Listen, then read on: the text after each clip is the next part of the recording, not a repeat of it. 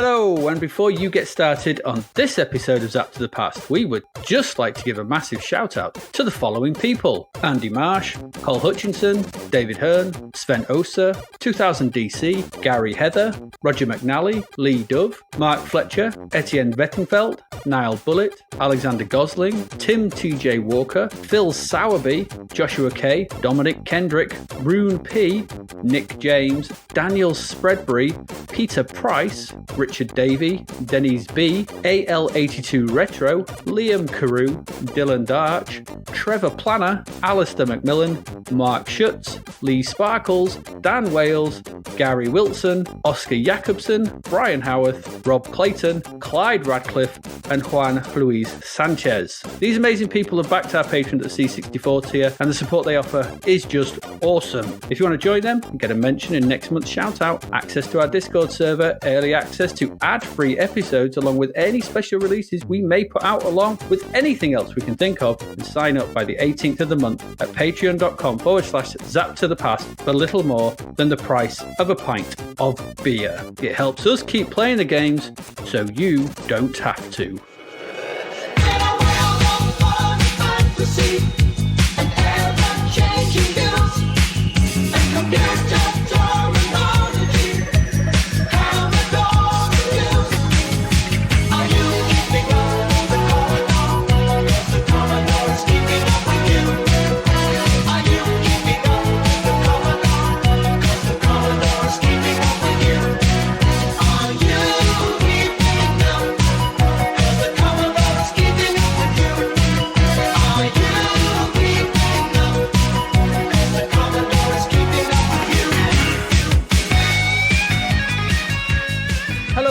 And welcome to episode 124 of Zapped to the Past. I am Adrian Mills, and I'm joined, as always, by Mr. Graham Raddings. If you haven't listened before, this is a podcast where we discuss games that were released for the Commodore 64. Last week, we looked at our first batch of games from issue 49 of Zap 64, which we are in no way affiliated with, and were blown away by Bomb Fusion, horrified by Human Killing Machine, and rambled around the realm of the trolls. This week, we conclude our look at the games in May 1989, along with what was lighting up our TV and cinema screens that month. Graham, tell us the order of proceedings for this week's episode. In this brain melter of an episode where we explore exactly how much melted sugar-based confectionery is considered an adequate appetite suppressant for school children, we walk, kick, punch and fidget our way through some odd time travel-based tomfoolery in the sequel that isn't a sequel, Renegade 3, the final chapter. Jump into the cockpit of our Starfire-class warship, only to realise it's actually a blocky load of rubbish in the stupid Speedzone. We litter the ocean with depth charges and then dive amongst the oddly scaled subterranean worlds and giant blancmanges of the deep, and grab our aviator shades, slip into our whitest Navy uniform and head over to the aircraft carriers and empty skies of F-14 Tomcat. While it's early days for the research, the eggheads in the lab have at least discovered that the optimal dimensions of a sugar-based confectionery appetite suppressant, that's not easy to say, seems to be very small and neat. Curious. While they remain totally focused on that, we once again head into the weird abstract arcade conversion zone with yet another naff game found in the never heard of it room with The Last Duel.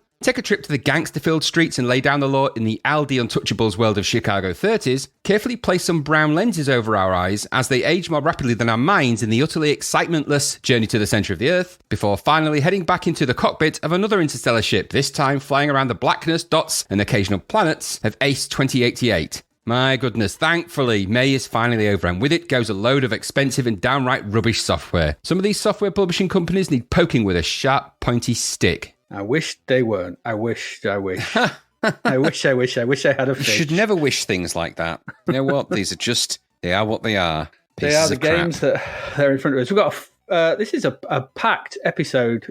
May's a two-parter. So we're going to, after this May's done, we've got crapverts. There's all kind of the outro. We've got all the bits. We had the shout out at the beginning. There's all kinds of stuff going on. It's a big episode. It's all going on. 8 games to get through. Maybe even a bonus 9th. Ooh. So I don't think we need much preamble. So we just get into the games, just get going. I think we should. Let's just do it. Let's just do it. And our first one, well, it's the third installment. This is Renegade 3, the final chapter. This was £9.95 from Imagine. I think it was Imagine, wasn't it? Not Ocean, it's Imagine. And yeah, this is the... Renegade 3, the final chapter from Imagine. We've got it's not a sequel. It's not an arcade conversion. Sorry, it is a sequel, but it's not an arcade conversion. This is another sequel to the sequel that was not an arcade conversion. That was a sequel to an arcade conversion. There you go. They've just gone off on their own here. Isn't it weird that they did that? Like, you wouldn't imagine it now where you just went and did your own remake to someone else's IP and just like, I'm going to make a remake to RoboCop. Yeah, we're going to do RoboCop 2. It's already been done. No, not this way. We're doing it. We're doing our version. It's just really weird that they did that. We're doing Target RoboCop. It's just weird. It's just a weird thing to think of and do. Going, I should make a sequel to someone's game. We didn't make that game. We didn't invent that. Don't know. God knows what the licensing issues were. Anyway, we have a regular pairing here from Ocean Imagine with Zach Townsend on code, Andrew Slay and Rob Hemphill on visuals, and Jonathan Dunn on music. Wowzer. We've seen those names before. Apart from Rob Hemphill, this is the only game I could find that he was on visuals. But Andrew Slay and Zach Townsend have worked together on things like Army Moves, Platoon, Rambo 3, Typhoon. Okay, so, there's a pedigree there. Yeah, there's some of them are better than others. Platoon was whatever. Typhoon. Yeah, some good stuff in there. Yeah, so they're clearly familiar with each other's work by this point. They're clearly, they've got a rapport, a working rapport. Yeah, someone was buying the sandwiches and someone was buying the coffees. Absolutely. Not saying who, but somebody was. As with Target Renegade said before, this is a home computer only sequel, no arcade version to be seen. The story for this, though, has taken something of a turn. Oh. I'll just read from the documents. Once again, take on the exciting role of Renegade. When was that your name? Is that his name? Renegade. It's French. René. Oh, René. René. Oh, René. You are spoiling us, René. I was just pissing by the door when I beat this guy up. To follow Madonna with the big boobies. Renegade. Yeah, I love it. Sorry, you might have to explain what we've just done because there's going to be people that wonder why we even did that. With Heidi Hyde. Just go watch the terrible British soap. Sitcom from the 80s called Heidi High, which was based in the French. You mean Hello Hello? Resistance. Oh, Hello Hello. Yeah, God, like you could watch Heidi High as well if you want. It's not got any French people in it, and you'll wonder why we were speaking in funny accents. Oh, Renegade. Ruth Maddock. Anyway, Renegade, in inverted commas, is the martial arts hero with street cred, and you anyway, once again, take on the exciting role of Renegade, the martial arts hero with street cred, and rescue your girlfriend being held captive by forces from the future. Oh, it's been written by a chimpanzee again, hasn't it? In a final attempt to thwart you, the captors take their hostage back in time to the era of prehistoric man and the land of dinosaurs. Why? Why not? Why that far back in time? 200 years would have been inconvenient for anybody who don't have a time machine. It's kind of irrelevant, really. I'll come to the time machine shenanigans a bit later. But anyway, now advance through the ages. Ancient Egypt with the living dead. Medieval knights and dragons all conspire to impede your progress. The journey through these time zones is a hazardous mission and involves battling with the inhabitants of each era who display their particular weaponry to advantage.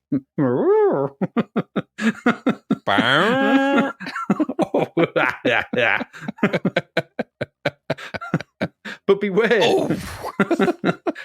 tarry too long and you'll be trapped in history forever. We're all trapped in history forever. That's time. Renegade faces his toughest task ever. Renegade faces his toughest task ever. You can't see it now. No, battling with opponents he never knew existed. He never studied. Not a historian then. Never heard of, like, cavemen, mummies. Yeah, well, Knights, to be fair, he's jesters. been trapped in a fictional time, hasn't he? That's true. I don't remember a time where there was walking mummies and dragons, but okay, go with the flow. Well, it's a place opponents he never knew existed, and in places he could only read about or dream about. If he dreamt about them, he's heard of them, so he knows about them. This is stupid. So my comment here just says, whatever. This has now become a game about time travel for some reason. I don't know why. Anyway, what this means is we get a decent loading screen, I guess, of the advert of Unusual Ocean Loader Tune. That loading screen clues us in to what to expect, as our hero is kicking a mummy in the face whilst a robot tries to grab his legs and a caveman leaps from a ledge behind him. It's all happening. It's just all going on. It's like a night of gullies. Confused? You will be. Yeah, no more beating up punks in New York. Not this time. No. I get behind that. This is... I don't know. Anyway, the title screen is a scrolling background of the various levels you'll be playing through, of which there will be 4, and we get the credits for the game along with the name of the game at the top. There's also a decent tune from Mr. Dunn, all bass and drums, which sets the tone for a Renegade game quite well. I quite like the music. Drum and bass, did you say? No, it's bass and drums. Oh. Different. It's a whole different genre. You see, the bass comes before the drums. Got to learn to listen. Yeah, if you don't understand that, I'm not explaining it to you again. We did this for hours the other week. Anyway, pressing fire gets into the game. We get a relatively nice fade of the background visuals and a message saying, "Hey, Renegade, go rescue your girl." And an overly long intro ditty from Dunn. That's something. It's really overly long. I was like, I just want to get into it. Just shut up. Then the game starts. The UI's at the bottom, showing your energy bar, your score, lives remaining, and the timer that counts down for the level. This takes up a small part of the screen, and the rest is the game window. Controls are simple, for the most part, left and right at the start, because you start on a platform that runs across the top of the screen, and it's only 2D controls. And it's right here that you'll start to wonder if this is actually a sequel to Renegade, and not actually, or is this just another Dragon Ninja game? Looks shiftily around. Dun, dun, dun. Enemies will rush on from left and the right, and the enemies here in this opening level, there's a small Captain Caveman type character and a taller green dinosaur. It's the two you're going to be fighting. Your fighting moves a jump kick, so you can do a jump kick, you can do a right or left punch, and you can do a low punch or kick. Okay, and that's it. You hold up with the fire button and stuff. And the speed at which the monsters come at you, again, feels more like Dragon Ninja and not Renegade. This feels weird. Doesn't feel right. However, you may notice some holes in the wall below you as you're walking along, and climbing down these gets you to the bottom level, where it now becomes more like a belt scroller with up and down movement in the level. So you've now got a bit of a 3D platform to sort of walk along this sort of ground. The enemies, however, continue apace. And if you've not noticed it already, you'll notice that your attacking moves are barely adequate for the task ahead of you. Punching needs to be time accurate, and with the speed the enemies move and the slowness with which you attack, this very quickly becomes annoying in the extreme. Enemies damage you by just walking through you or doing attack moves which are quicker than yours. And exactly every single criticism we said about Dragon Ninja can just be transposed onto this game. All of it. Every single one. This doesn't feel like a Renegade game in any way whatsoever. The constant enemies are not what belt scrollers are about. Those games are considered and not just a slew of spawning nonsense where your moves can barely keep up. I was expecting a decent Renegade game here, but what we have is a Dragon Ninja game with a bit of depth on the bottom level. Not that it matters, because the other thing is as well, in a belt scroller where you can move up and down, the enemies, they can track you, but you can get a bit away from them. But not here, because the speedy enemies home in on your Y coordinate kind of makes being able to move and down the level completely redundant, because they just home in on you. You can't get away from them. That little dinosaur that pops out from the egg, you've got no chance. He's just always going to hit you. Just rubbish. There are weapons you can get. You can get a club in the first level. And the levels do progress, with the second level being Egyptian-themed with mummies, and Horus-style enemies to kill. Like a sort of dog head. Horus. Did you say mummers? I might have said mummers. It's a mummers farce, this. That's what this is. Mummies. I meant to say mummies. Mummies and Horus-style enemies to kill. Then level 3 is medieval, with knights and jesters. And finally, the last level has you fighting robots and aliens on a spaceship. Whatever. Should you get through all these levels, then and this is the point where I just was like, what?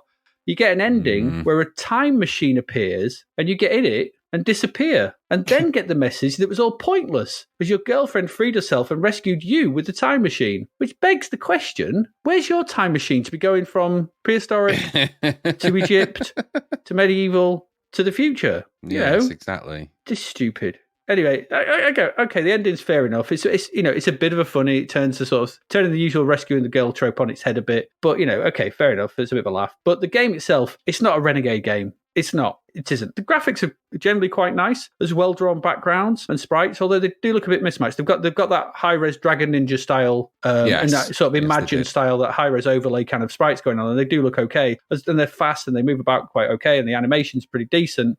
The background graphics are a little bit bitty, but they're okay. They kind of just pull it off. And the music throughout from Dunn is a decent quality, like I said. But the game itself, it's just annoying, and it's dull to play. I don't think the C64 with one button and lack of sprites is really built to do a decent belt scroller. I mean, Target Renegade was okay, but for the time, but we had issues in that it was just a bit empty. Yes, a bit empty. But it's way better than this, though. Way better than this nonsense. Yes, it is. So I don't doubt that this is well coded and put together, but it's another Dragon Ninja, just with a bottom level which has got some depth to it, and it's just a constant enemy spawner game, which these kind of games are generally not. You can plan, you know what's coming up. Your classic Golden Axe or your Renegade or whatever, or you know what enemies are about to appear. You can get ready for them. This is just a constant onslaught. I was quite looking forward to this. I like these kind of games, and I hadn't played this, and I thought, it got a good review. We'll talk about reviews, but it's got a sizzler. It was 90%. Unbelievable. Them saying that it was the best Renegade game yet, but it's not a Renegade game. I was thoroughly disappointed with this. It's just another one of those things where they're just churning out these type of things that all look like this. They're all clearly using the same graphics routine. Yeah. RoboCop, they're all, and then I can see why they're all in house. They're all doing the same thing, whatever.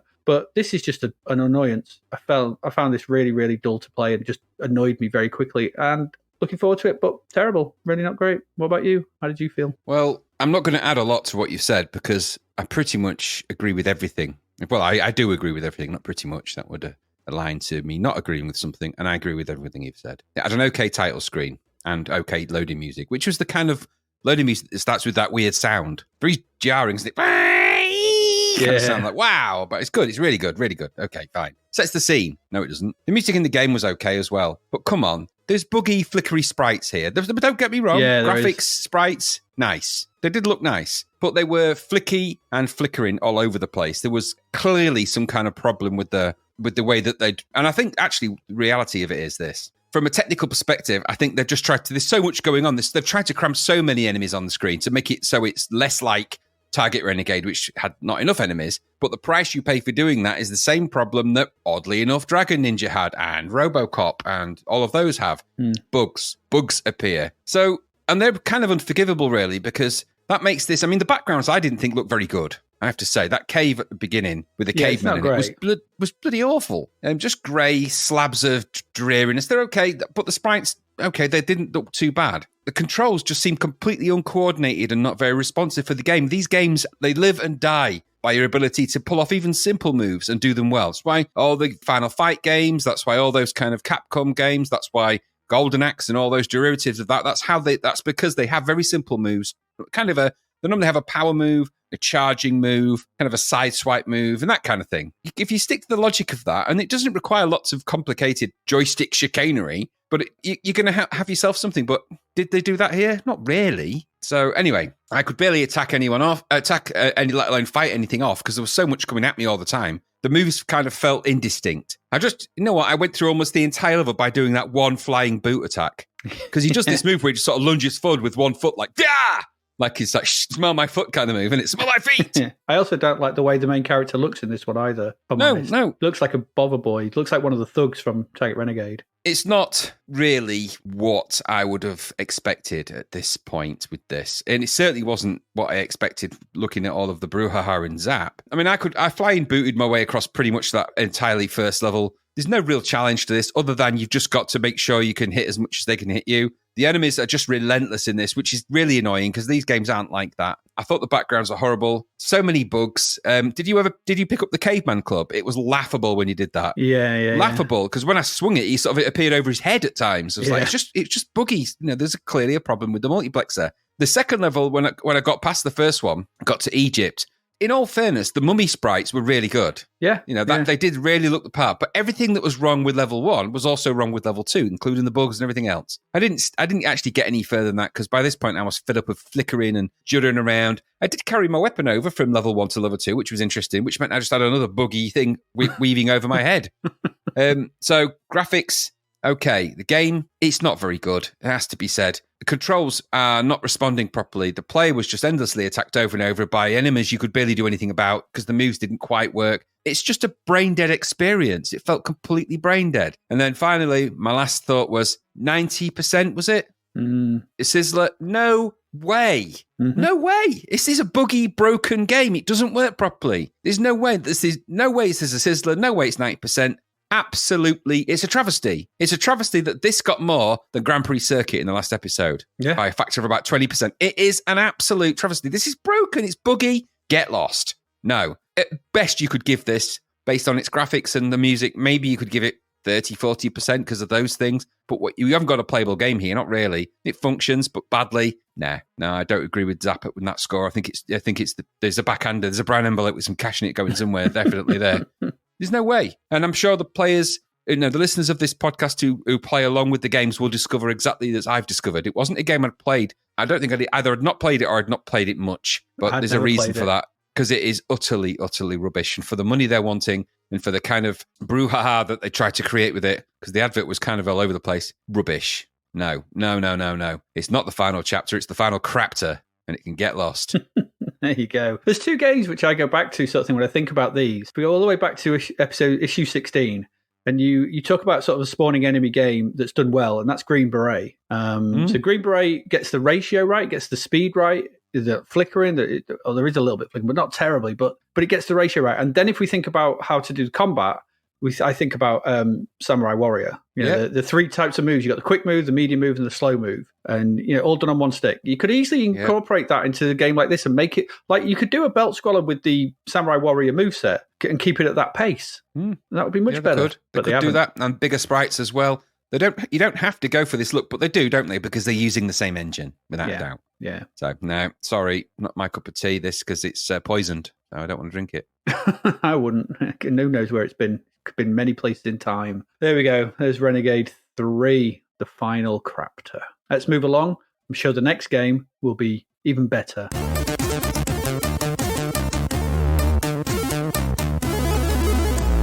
And Graham, that's over to you, to enter the Speedzone.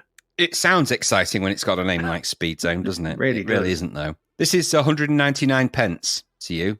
1 pence. I'll tell you what, you can have a penny off. Give us £2, I'll give you a penny change. How's that?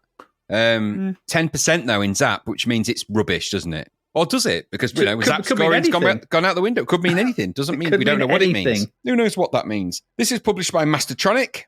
This is alleged. Well, it's apparently copyright PAL Developments. Are they the guys that did Bomb Fusion? Maybe. Anyway. Apparently, it's developed by Silicon Design. That's Silicon, not silly. I'm not going to say it. And the graphics are Dennis Hickey, and the musicians, your favourite, Julian Potts. Not having a good day, though, here. I'll tell you that much. It's not. Okay. Anyway, we all have bad days. Just to give you the quick rundown on the blurb. Enter the Speedzone in a frantic defence against marauding alien forces. Many vessels have disappeared without trace in the region of space known as the Sarek-Kolinar anomaly. We're just throwing Star Trek references in like crazy here. That's Spock's dad, I think. And that's the Kolinar ritual. Anyway, okay. The region is better known in spacefaring circles as the Speedzone. The survey ship Heart of Epsilon has been sent into this area to find if a safe passage can be found through the area. Used area twice, sorry. To protect the survey ship, a Starfire-class attack craft has been sent with it, captained by Captain Bjorn Andrum. I love the name. Okay, Bjorn Andrum. Okay, he's on the cover as well, isn't he, Bjorn? He is, good old with his Bjorn. Helmet and gun. Good old Bjorn Andrum. And then after this, he went on to form a popular 70s four-piece band. Beat combo. Suddenly, without warning, an ominous blip appeared on the ship's long-range scanners. As the blip draws closer, I think they prefer the term radar ping or something like that. No, blip. That's the official term. It's a blip. Visual confirmation reveals an enemy vessel bursting with armaments, all pointing the same way at you, right at your face. The attack craft is launched and the battle is on. More blips appear and you are heavily outnumbered. Nevertheless, nevertheless is one word, isn't it? The fate of the crew of the survey ship is now in your hands. The battle is on. You've already said that. Said it twice. Kind of repeating yourself here. Bunch of crazies. Okay, that's the blurb. This is it. So here we go. This is essentially an unfinished, crappy vertical shoot 'em up. Okay, but it is what it is. Everything moves around too fast. Your bullets seem to burst out of you more than shoot. There are no enemy explosions that I could see when I shot things, and your energy quickly drains, and then you'll lose a life, which you'll be glad of because it'll mean it'll expedite your exit from this crap awful game. Aside from an okay title screen, I guess it's okay if you call it that, and a really weird and off-the-chart shrill and bonkers music score.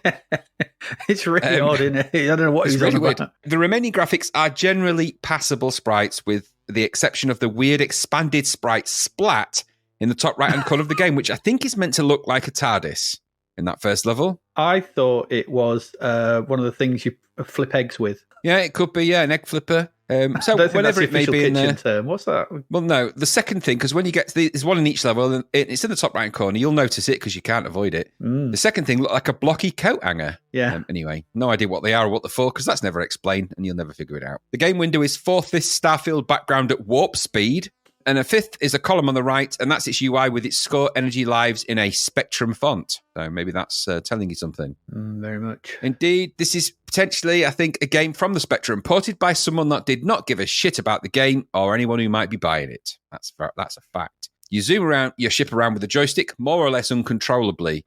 Fire shoots bursts, as I've said, of bullets, and wave after wave of spinny and wobbly line enemies will thwart your progress. Nothing else is really here. If you get to the end of the level, which you can do by just waiting, by the way, you'll jump to the next wave, which is the same background, more waves of spinny, and such, and a new splat in the corner. And that's it. That's all you get. This is a terrible game that sounds horrible, looks kind of passable, I suppose, and yet has all the fun of a hit replacement. It ain't no good. It ain't no good at all. $1.99 is too much for this. It got 10%. It probably should have got 0%. I don't think it was finished. It was utterly rubbish. It should never have been released. Did you enjoy it? God, no. Even for £2, this is tripe of the highest order. Isn't this it is just? Dreadful. I quite like the title screen with the bouncing planets. The music, as you said, it's odd, but at least it's different. Odd is the word. It's different. And I even quite like the intro to the games. You get dropped off and that sort of Space 1999 sort of craft just drops you off. Oh, yeah. I know. I was like thinking, okay, because you warned me about this game. But then the game happens. Is it supposed to be running that fast? Well, I thought I had it on warp. And I was did. like, oh, God, it's not. Then I put it on warp to see what would happen. And it was like, wow. It was like the end of 2001 A Space Odyssey. I was like, my eyes started to go funny colours. I thought I was entering the infinite. I was like, I had to do a barbarian. I had to pull away like an animated barbarian. Oh. You woke up and saw an old version of yourself playing the piano. You're like, oh, weird. This is terrible. I've entered the Speedzone. Oh, awful yep. Vertical scrolling shoot with awful waves of enemies that just move around like it's just somewhat just slow it down. I never knew the C64 could. To be fair, good coding to get it running this fast. No, it's not good coding. No, I know that's it's the problem. It's like slow it down a bit. Don't have it moving so fast. Terrible visuals, terrible feel. As things move at such a blistering speed, it's hard to really understand what this really is beyond utter dog egg. A 2-pound bastard is what I called this. I'm digging that. Yeah, it is. It actually is. That's awful. God, it made me think. Made me think of Kenny Loggins as well. Well, aren't these the kind of games that should have been coming out like 3 or 4 years ago? Oh, this is a 1983, 1984 game. Yeah, I mean, that's doing games that came out in 1984 a disservice, because if this came out in 1984, it'd still be utter dog egg. It would be. I just don't get why it's out now. Is it going to get caught in the time bubble from Renegade? Oh, I don't know. Or something. When he came back through time, he had this stuff in his pocket. He didn't know how. Some caveman had put it in there. God knows where it came from. And Virgin Mastertronic decided to release it. A dreadful thing. Let's move out of the Speedzone quickly. Do what it says and leave it alone, because we've got the next one coming up.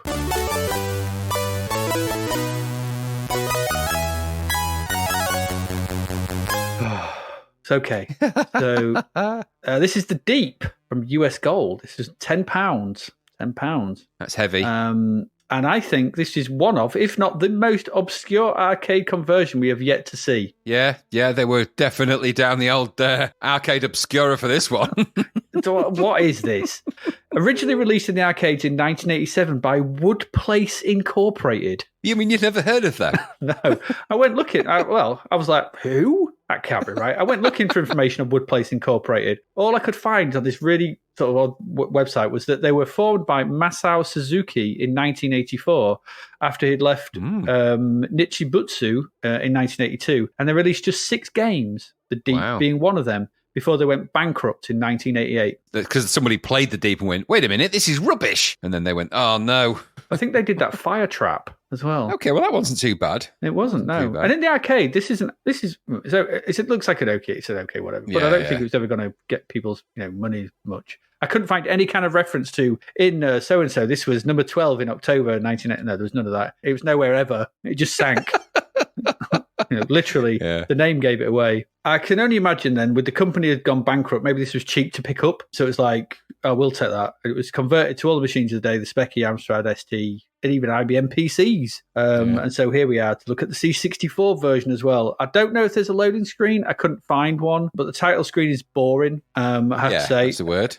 Basically, it just has the game screen, but with some text on it for the high scores. And it also tells us this is copyright Cream Core, which is an odd name. That ain't a good name for anything. Which sounds like something I want nothing to do with. I don't want anything to do with the Cream Core. No, they're a branch of the military you don't want to mess with. You really don't. No, I think there's a character in Sonic called Cream the Rabbit, just so you know. Right, okay.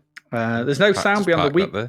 There's no sound beyond the weak pinging of what I guess is supposed to be a sonar sound. So you press fire, starts the game. The high scores disappear and your ship appears. So the game is split. So you've got this game screen. So across the top, we've got 3 sections for the UI. The first has the number of depth charges you have left to drop, because that's what you'll be firing with. These slowly refill over time. So as you run out, they'll slowly refill. How many pods you have collected to change into, and I'll come to what they are in a moment. The middle box on my version just constantly said the Deep Hall of Fame. So I think that might have been a bug, because the version I watched on YouTube has like a Defender-style radar in the middle. So my version may have been a little broken. I don't know. I don't think it was too broken, because the gameplay looks exactly the same. On the right at the top is your score, the level, and the lives, all crammed into that really tiny space in the top right. They had all the top to sort of do some stuff with, and they just crammed everything up there. Just cram it.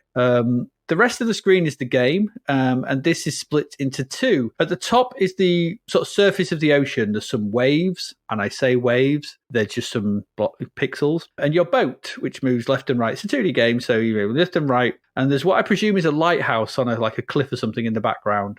I think that's what it was. Beneath this sort of blue, so you got blue sky and a little bit of darker blue sort of ocean. But beneath this then is the dark black murk of the ocean. And when I say black, I mean black. It's black. There's just a big... It's just black. As you start, this area of the screen starts to scroll along, revealing massive constructions. I don't know what they are, but they are massive compared to your boat. Yes. And the submarines and stuff that go past. These constructions are built by God knows what, but they are huge. Whoppers. And I don't know what they are. There's something or other. But so what happens is enemy subs start to move in from side to side along the bottom. These are at various depths, and they'll slowly release mines towards the surface. There are other enemies will sort of start to appear as well, such as a pink blob. I don't know what that is. It will slowly move to the surface, move about a little bit, and then go back down again. There are whatever there are. There's a random shape that does laps near the bottom. I don't know what it is. So to combat this, fish. It's one of those ugly fish, whatever. To combat this, you can drop depth charges to blow up everything. Anything they hit, even the mines that are coming up, you can blow up everything. You need to do this until what happens is a glowing pod appears near the bottom of the ocean at some point. It'll just stop, and that's what happened. So the screen at this point will stop scrolling, and what happens is you get these kind of buoys or bubbles or sort of pods or whatever that comes to the surface, and they'll pop at the surface, and they'll sort of have a letter next to them, and you want to collect one that says P. There are some power-ups to collect as well. Things like O, which turned your bullets into sort of more harpoony type things. There's other bits as well, but you want to collect these P because this gives you a pod. You can see that above your depth charges on your UI, and should you collect that, you can then press space, and now this transforms you into a diving pod that you can then control under the water, moving left, right, up, down, and to the corners. You can shoot in all directions, and what you've got to do then is just go to the bottom, pick up the glowing thing that's at the bottom of the ocean, and go back to the surface with the glowing pod. Try not to hit anything. Get back to the surface. If you get back to the surface, you turn back into a ship. Really weird. It's like some kind of weird transformer. Very strange. But that kicks the scrolling off again. And you have to do this about 3 or 4 times. So scroll along, avoid stuff, wait for a thing, collect a pod, go down, collect it, go back, wait for the scrolling, do it, repeat. If you do that about 3 or 4 times, you move on to the second part, which is a single. So just stop scrolling, and then a large ship appears on the other side of the screen away from you on top of the ocean, and you have to sort of bomb it. But the way you blow, you have to, I don't even know what these are, but you have a sort of slingshot type missile. You hold down fire and it fires it downwards until you let go, and then it curves upwards, and you kind of have to time these as it's moving towards you. Really an odd mechanic. Really weird. So I don't know if it's supposed to be a missile, a sort of torpedo or something that you're firing and sort of acts upwards. Anyway, you've got to hit it 3 times. You do it, it blows up, and that starts the scrolling again. The more ships to loot, and by this point, you'll just be bored. Just be bored. Yep. It's so boring. There's no music. There's barely any sound. The game is janky around the edges. Nothing feels particularly polished. There's a big raster glitch between the surface and the sea. There is. Just flickering away there like a flickering You mean nightmare. You've never noticed that before when you've been on the ocean? Well, no. I don't know what the Tories are pumping into the ocean these days. Could be a massive raster glitch for all I know. Just raster glitches into the ocean. That would be terrible. The visuals are ugly. There's odd colours. There's no real feel of being at sea. In the arcade, it was all nicely shaded in blues and stuff, and you had sort of wibbly, and the chips and stuff were all good. Scales all over the place. I mean, I think I'm in a destroyer or something, dropping depth charges, but those things at the bottom, they're massive, and there's submarines coming. It's just stupid. I think that pink thing is supposed to be a jellyfish. It's when has a jellyfish been able to destroy a destroyer? One big jellyfish. I think that's what it is. That's a 20-footer. 25. Or 3 tons of jelly. Give me the ice cream. Scale is all over the place. It's a bland experience just from the moment this loads up. It's a weird release, this. It's not very good. It's £10 from US Gold. It got 38% somehow. It's just no. This is a bad thing. It's boring, really boring, and really ugly and horrible, and just don't play very well. Don't bother with this. Let it sink into the deep to never be remembered again. What did you think of the deep? What did I think of this? As soon as I saw it, I was like, US Gold, an arcade conversion. I just imagine like an Indiana Jones guy running down some kind of ancient tunnel and coming across that arcade going, we must convert this.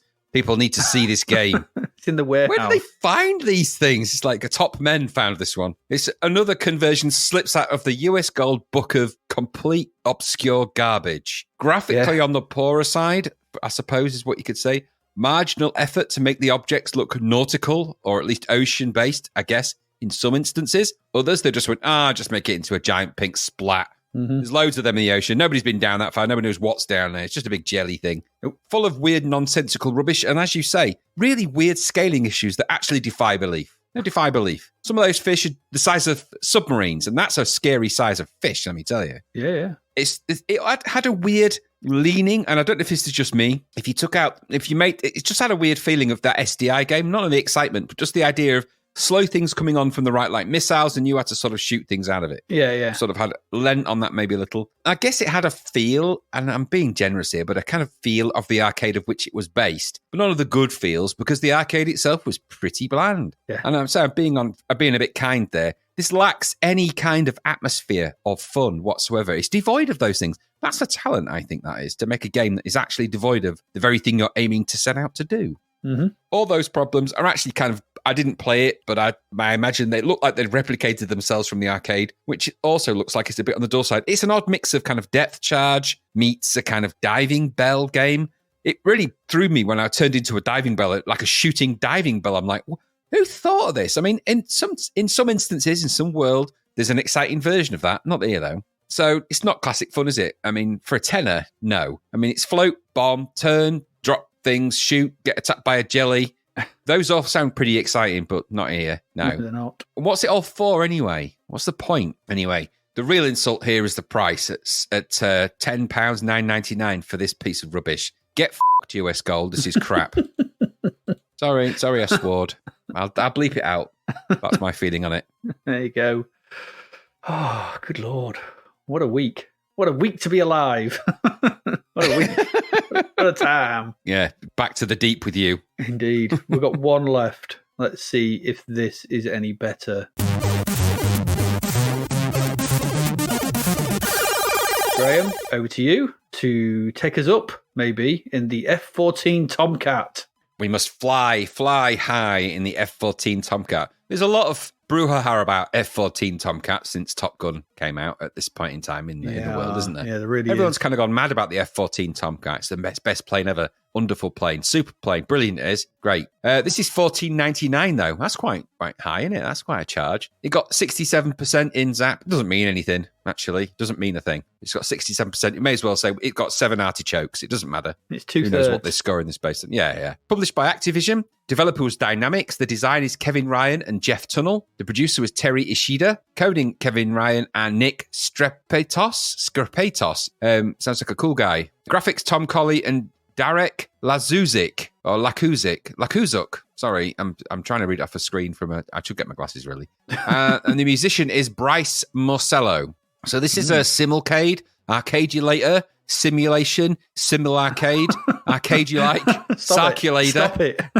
You pick any one of those. You pick those. It's all about that stuff. And the idea of the game, obviously, now this is one of those games that comes with a fairly heavyweight encyclopedia of gaming. It's a with all these kind of simulations, you're going to get a lot of stuff to go at. This isn't as extensive a diatribe as some of the other big games that we play. So the big. And indeed, it's not really a vector sim in that way. So it isn't trying to tackle the Microprose crown. This is actually probably, if it's going to park its car in somebody's garage, it's likely to be kind of I guess it's like a simulator meets Ace of Aces kind of vibe, but sort of in a Tomcat, I guess. Something like Ace. Yeah, it's in that realm, is it? So it's more, they're going for that kind of arcade action type thing. And so it's sort of designed that way. So you get a lot of interstitial graphics, and I'll come to what that sort of looks like. But it's basically there's a pilot's briefing. I'll quickly whiz through that. You're flying a new U.S. Navy carrier-based jet fighter. Pilots are a rare breed, apparently. This is almost straight out of the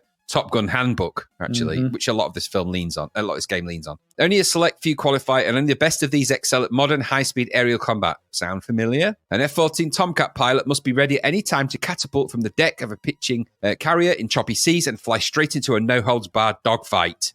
Enlisting the best flight training in the world. Sound familiar yet? Learn and practice basic flight maneuvers and advanced combat maneuvers, then move on to advanced jet training and practice dogfights against the challenging instructor. Sound familiar? He'll give you a nickname that will stick with you throughout your career, like Iceman or Maverick or Deadeye or Potato Bug. Never give anyone the nickname Potato Bug.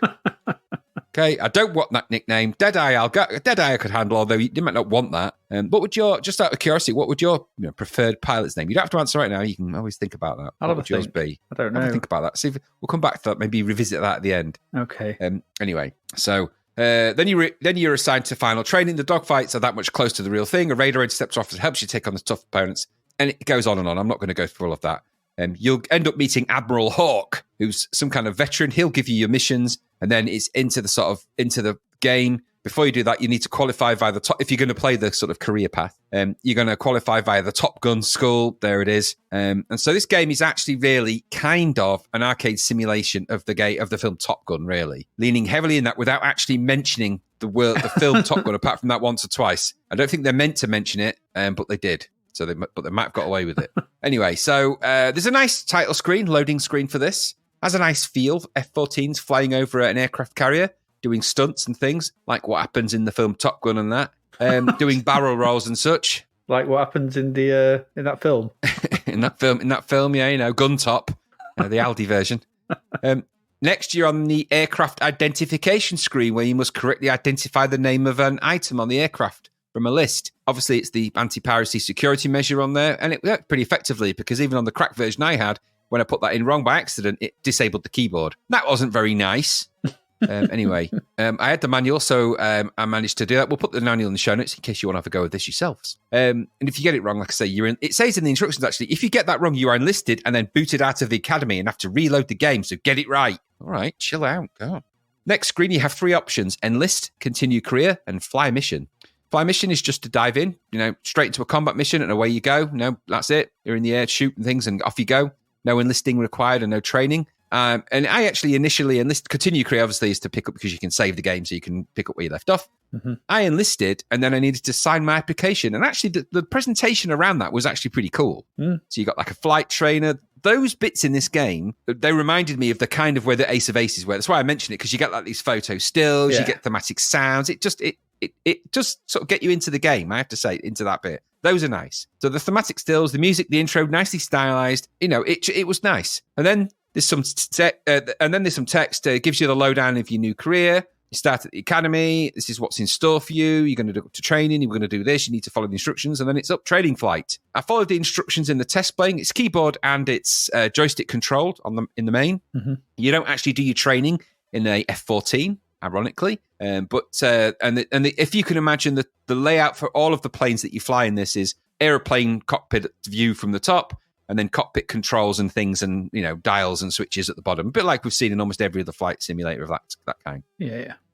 So I followed the instructions in the test plane. It's plus for thrust. Took me ages to figure out that I wasn't thrusting anywhere at a certain point because my keyboard had rejected me at a certain point, but eventually got through it. And then joystick to control. And I have to say, I was able to maneuver around. You get instructions, fly to these coordinates, go to this height, reduce to this height. Then it just said, and then land. It said, now land. I had no idea where the ground was because there was no runway that I could see. There was just green and blue. Yeah. And when I went lower I lowered my altitude thinking, okay, well, maybe I'm just too high to see the giant landing strip that I took off from, clearly. And there was something in the background, like a square, like a vector square thing in the grass. I'm like, is that my landing strip? Am I meant to be that? But I could never get near it. No matter how fast I flew, it always remained the same distance away. So I thought, maybe that's not it. So I ended up just crashing into the ground. That's exactly what I did. So I was like, okay, well, you know what? That isn't the greatest training mission. It wasn't successful. In fact, I died because there was the next image was a coffin being carried by some soldiers and exactly some sad music. I was like, oh, wait, the Predator. So I was like, okay. I had to press F to pay my respects. Yeah, same. So I thought, okay, well, maybe I'll just go straight into a mission. When you do that, you get the mission briefing. Again, very Top Gun inspired, of course. So you get the captain kind of, and they are animated, so their mouths move, and those parts got no complaints about. It all captures the feeling of that bit. When you get into the game, the inspiring speech is full of the kind of language, the jingoistic language you'd expect. There's bogies on the loose, loads of bogies in these naval dramas, isn't there? They're full of bogies. It's like been in Brown Sauce's bedroom. It's just as dangerous as well, let me tell you. Spike yourself on one of them, you're going to have rabies. Anyway, sorry, Gary. So, so there's lots of bogus stuff. And you get you're going into a deadly mission. The enemy is, firing on our whatever.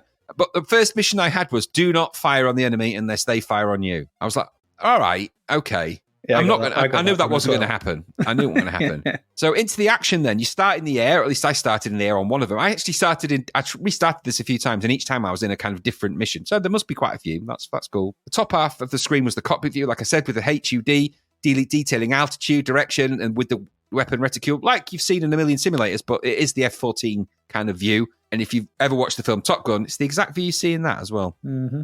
I guess it's an F-14. The lower half is the cockpit controls and systems, and the keyboard commands obviously control weapons, tactical views, space selects targets and radars.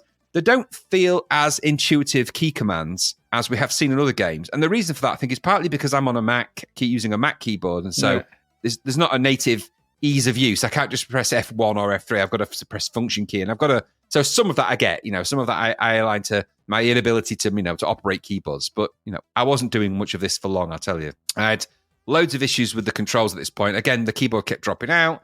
Maybe it was that version, like I said. Maybe I'm just crap at this, but it kept doing things like that. Anyway, I did manage to sort of fly a mission. So when I did fly the mission, I was flying about. I could basically target things because you press the space bar to target something. I could change the weapons to out of the 3 different weapon types, which I won't list them now, but one of them was Exocet. There was one was AMRAAM, I think, or something like that. You could choose machine guns. I chose the missile, pressed space bar, target it, and pressed fire. And it instantly told me off because I'd fired without permission. I thought, well, that was destiny, that. And then within 6 seconds, I was flying around 2 different shades of blue. There was a darker shade and a lighter shade. I'm guessing the lighter shade was sky, the darker shade was ocean. There was nothing else on there apart from a splatty aeroplane sprite that keeps kind of loomed into view for 0.2 of a second and then disappeared. And then I felt like I was doing some kind of erratic dogfight moves for no reason. I seem to be chasing nothing. There is a radar on the screen, but the radar colours are so difficult to see that it made the radar almost pointless. Mm-hmm. And it works in that kind of way that the Elite radar works. So you get kind of a height and depth indication with a line on the target. And obviously it's rotating around you in 360. So you get that kind of 3D cube kind of view. So you know if it's higher and lower than you. I could not get that airplane in front of me for any length of time. I just couldn't. And then I took 3 hits and that was it. I was nosediving. So I thought, I better eject. Press the E. Keyboard had failed. So I just crashed into the ground and died. I managed to eject at least. Yeah, so I never managed to escape. So, and that was my experience of the game. And I tried it a few different times, it's not a game I wanted to get into, but I wanted to give it a fair crack because I don't generally like any of these kind of flight games or anything else. But for me, this was another long line of, nice thematic screens. There's nothing wrong with those. Nicely drawn, looking the part, but it's all a bit of salad dressing if the game isn't any good, or at least if the game is kind of what it's what it's going to be. If it's not vectors, then you know what it's going to be. And that's a good in. So there's a good in all of that stuff. But when you get into the game, it's the usual horizon line of green and blue with an engine sound and periodic beeps and sprites scooting past. When I did target something, I was told not to fire, and then it fired at me, and then it shot me down on the second game. So, I felt like I was disadvantaged. It's like, don't you dare fire at the airplane. It's just blown me up. Thanks for that, Cap. Is that meant to be fun? Is that fun? I don't know. I get it. Top Gun meets Ace of Aces and all the trimmings, the thematic graphics, the language tone and all that stuff makes for a great game. I don't doubt that if you're into this and you like Top Gun and you probably, maybe you're going to accept the kind of absence of things that are in this game. There's not a lot in it. I think that was I was flying around for ages and just blue, green or other shades of blue. I hate that about these flight games. You need to have things for me to keep me interested. I need scenery or something. It can't just be big voids of colour block. And yes, moving left and right and flying the plane, those were fast. So when I banked left or banked right in the airplane, the horizon line moving was fast. It was fast, but there wasn't anything else on the screen challenging it. So it was a very elaborate way of rotating two giant blocks of colour. All that in between graphics, all good. The game itself, very dreary. It's a bit sad that. And then of course you've got the loading as well. I didn't find the loading too obtuse, but I just found it doesn't get the game didn't get me into the space. But the thematics around it did. So I was happy getting into the world of the game, and then the game happened. I think that's the tragedy, really. It felt fast. Maybe there's good action. If you can get the idea of how these games work, I think maybe someone who's into it would probably dig it more than I did. I just couldn't shake the feeling that for a great proportion of this, I was listening to someone trying to hack up phlegm by flipping about two shades of blue or blue-green. The radar showed me stuff. I shot down 2 bogies, I think. I at least launched some AMRAMs at something, which I targeted, and then I got shot down and couldn't eject. Even the cockpit display having all the info and those keyboard commands, it's just not for me, this. It wasn't for me. But maybe the nice stuff around the edges might bring you in. It's on 4 discs, though. It's a lot of discs. That's a lot of loading. That's a lot of stuff, a lot of content. Maybe there's way more content than I experienced. And I'm looking at the screens in the various different magazines and the different review sites that I've seen. There's quite a lot more to it in terms of what you can do and the missions and everything else. I never got that far in, unfortunately, because I was kind of bored out of the sky. So no, not for me flying an F-14 Tomcat. Turns out I ain't no Top Gun, probably, bottom gun. What about you? Yeah, Avalanche. That's what I'd be. You actually did think about it. I think did. You would. Avalanche. Yeah, okay. Be Avalanche. And I need to think of one now. I'll think of one by the time you do. finish. Pretty much the same. I'm sure this is great if you love this kind of thing. And it is telling. I'm just sort of looking at the screenshots on Moby Games. There's 4, 8. There's like 15 screenshots. And I would say there's 1, 2, 3. There's 6 of the gameplay. All the rest are all those interstitial screens, which are very nice. They reminded me very much of Microprose type stuff as well. Yeah, what was it? The Project Stealth Fighter, the gunship, all that. It's one of them. And so you do all this and you go out to fly around. And I had exactly the same. I did the training mission. It went fly here, fly at this heading, fly at this. Now land. Where? Where do I land? How? So I turned around. There was some shapes. I also didn't like it. Then I thought, well, I crashed. Went, all right, I'll just do some missions. I didn't like the fact that the HUD that I'd kind of got used to using in the training mission was completely different when I went out. Yeah, different aeroplane. Yeah. So I was like, well, this doesn't help. Well, if it's different, why am I just not in an F-14 Tomcat? What's the name of the game? It's too expensive to render one. They're so expensive. Even virtual ones are dead expensive. We know you're going to crash it. So, yeah. So, I don't know. It moves at a decent click, like you said. That blue and green or green and blue, that certainly flips around fast. Yeah, it rotates around, all right. It really does, because there's nothing else there. Endless blue and green, green and blue, whatever, blue and blue. I found you're trying to find enemy shoot. I did exactly the same as you. I shot, went, hey, Batman, stop it. They call me Batman. Batman. That was my call sign in the game. Batman. Oh, what was mine? I didn't notice that. I wonder if mine was Batman as well. Yeah, mine was Batman. I've seen someone else has mentioned that as well. So he said, Batman, stop that. And I shot again and went, stop it. And then they shot me down. And then I ejected and it was all for nothing. I think it's just been done. This kind of thing, it's 4 discs of lots of very nice static screens and wobbly mouths, but the actual gameplay was done better in Ace, and I think that's no argument there. So I'd rather play Ace than this. It's an interesting take, as I said, but it's neither as good as Ace in the flying sort of combat stakes, and I don't think it's as good as the Microprose stuff in the presentation, setting it all up, Project Stealth Fighter type stakes in the beginning stuff. So it sits somewhere in the middle and is not as good as either of those two things. And I also want to know, why are it all? Where's everyone drinking this Top Gun sauce right now? Yeah, where's it come from? Don't know, because we had Tomcat. Afterburner's just appeared. There's just F-14 madness at the moment. I mean, obviously, it's 1989. Didn't Top Gun come out in 84? And wasn't as early as that, I don't think. But I think it was. Because I was at school when I went to see it. So I think I was only 12. It might be. Or was it 86? Might have been 86. Might be 86, I think. But yeah, Top Gun has got a long tail anyway. Yeah, 86. It's neither as in-depth, I don't think, for people as, like I said, the micro stuff, and it's not as good as an arcade shooter as Ace. So there you go. No. But by the way, my call sign, I can't decide between I'm torn between sausage and pasty, but that sounds painful. So thinking about it, no one wants to be torn between their sausage and their pasty, let me tell you. So ouch. I think I'll go for sausage. That sounds good to me. You all right, sausage? I'm doing all right, yeah. Absolutely. Stop shooting, sausage. you don't have permission to fire, sausage. He's going to do a sausage flyby. I could live with those. I could live with that call sign. Damn you, sausage! There you go, sausage and avalanche. What a pair. You could be my sausage man any day. Surely, I'd have to be pasty, wouldn't I? Sausage and pasty. No wonder we didn't do very well in training. Batman and Raptor Man and all the fancy names that come out with the film. And then can you imagine our version with bloody sausage and pasty? And Avalanche is good, though. Avalanche is all right. Yorkshire pudding and Scotch egg. Oh, can you imagine Scotch egg? Scotch egg, you a cliff takeoff. Hi, I am. Yorkshire pudding, go out behind him. Gravy, that'd be another good one. Gravy. Yeah, you'd have to match them together then. Sausage would have to be with pasty. Gravy would have to be with Yorkshire pudding. Scotch egg, who's Scotch egg going to fly with? He's got no wingman. Scotch egg and pork pie. Yes, this is sounding very much like a more colloquial version of Top Gun, one might say. Yeah. Oh dear. This is why the British don't give themselves code names. Exactly. We don't. It's just we're all called Roger, aren't we? So it's nice and easy. That's why we just 00 something or other. Anyway, the thing is though to say is that F-14 Tomcat was certainly the best game we played that half. Shocking, isn't it? That it is, but it's not great. But at least it's an accomplished, finished thing with lots of trimmings. Yeah. Unlike all the other three, which are not accomplished, and they certainly don't have any trimmings. No, F-14 Tomcat was a proper Sunday lunch at least. Had all the trimmings. Yeah, it was. Yeah, but the others were just a splat on the pavement outside. Yeah, yes, they were cold cavalry. Yeah.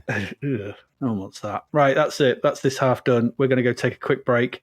We will be back. We've got TV and films from the UK in May 1989 to look at. So please do stick around. And we're back. Let's do some film and TV in May 1989. 1st of May, Graham, was the network television premiere of the 1984 science fiction sequel, Star Trek III, The Search for Spock on BBC One. Starring, of course, the Shat, Nimoy, and Kelly. The Shat.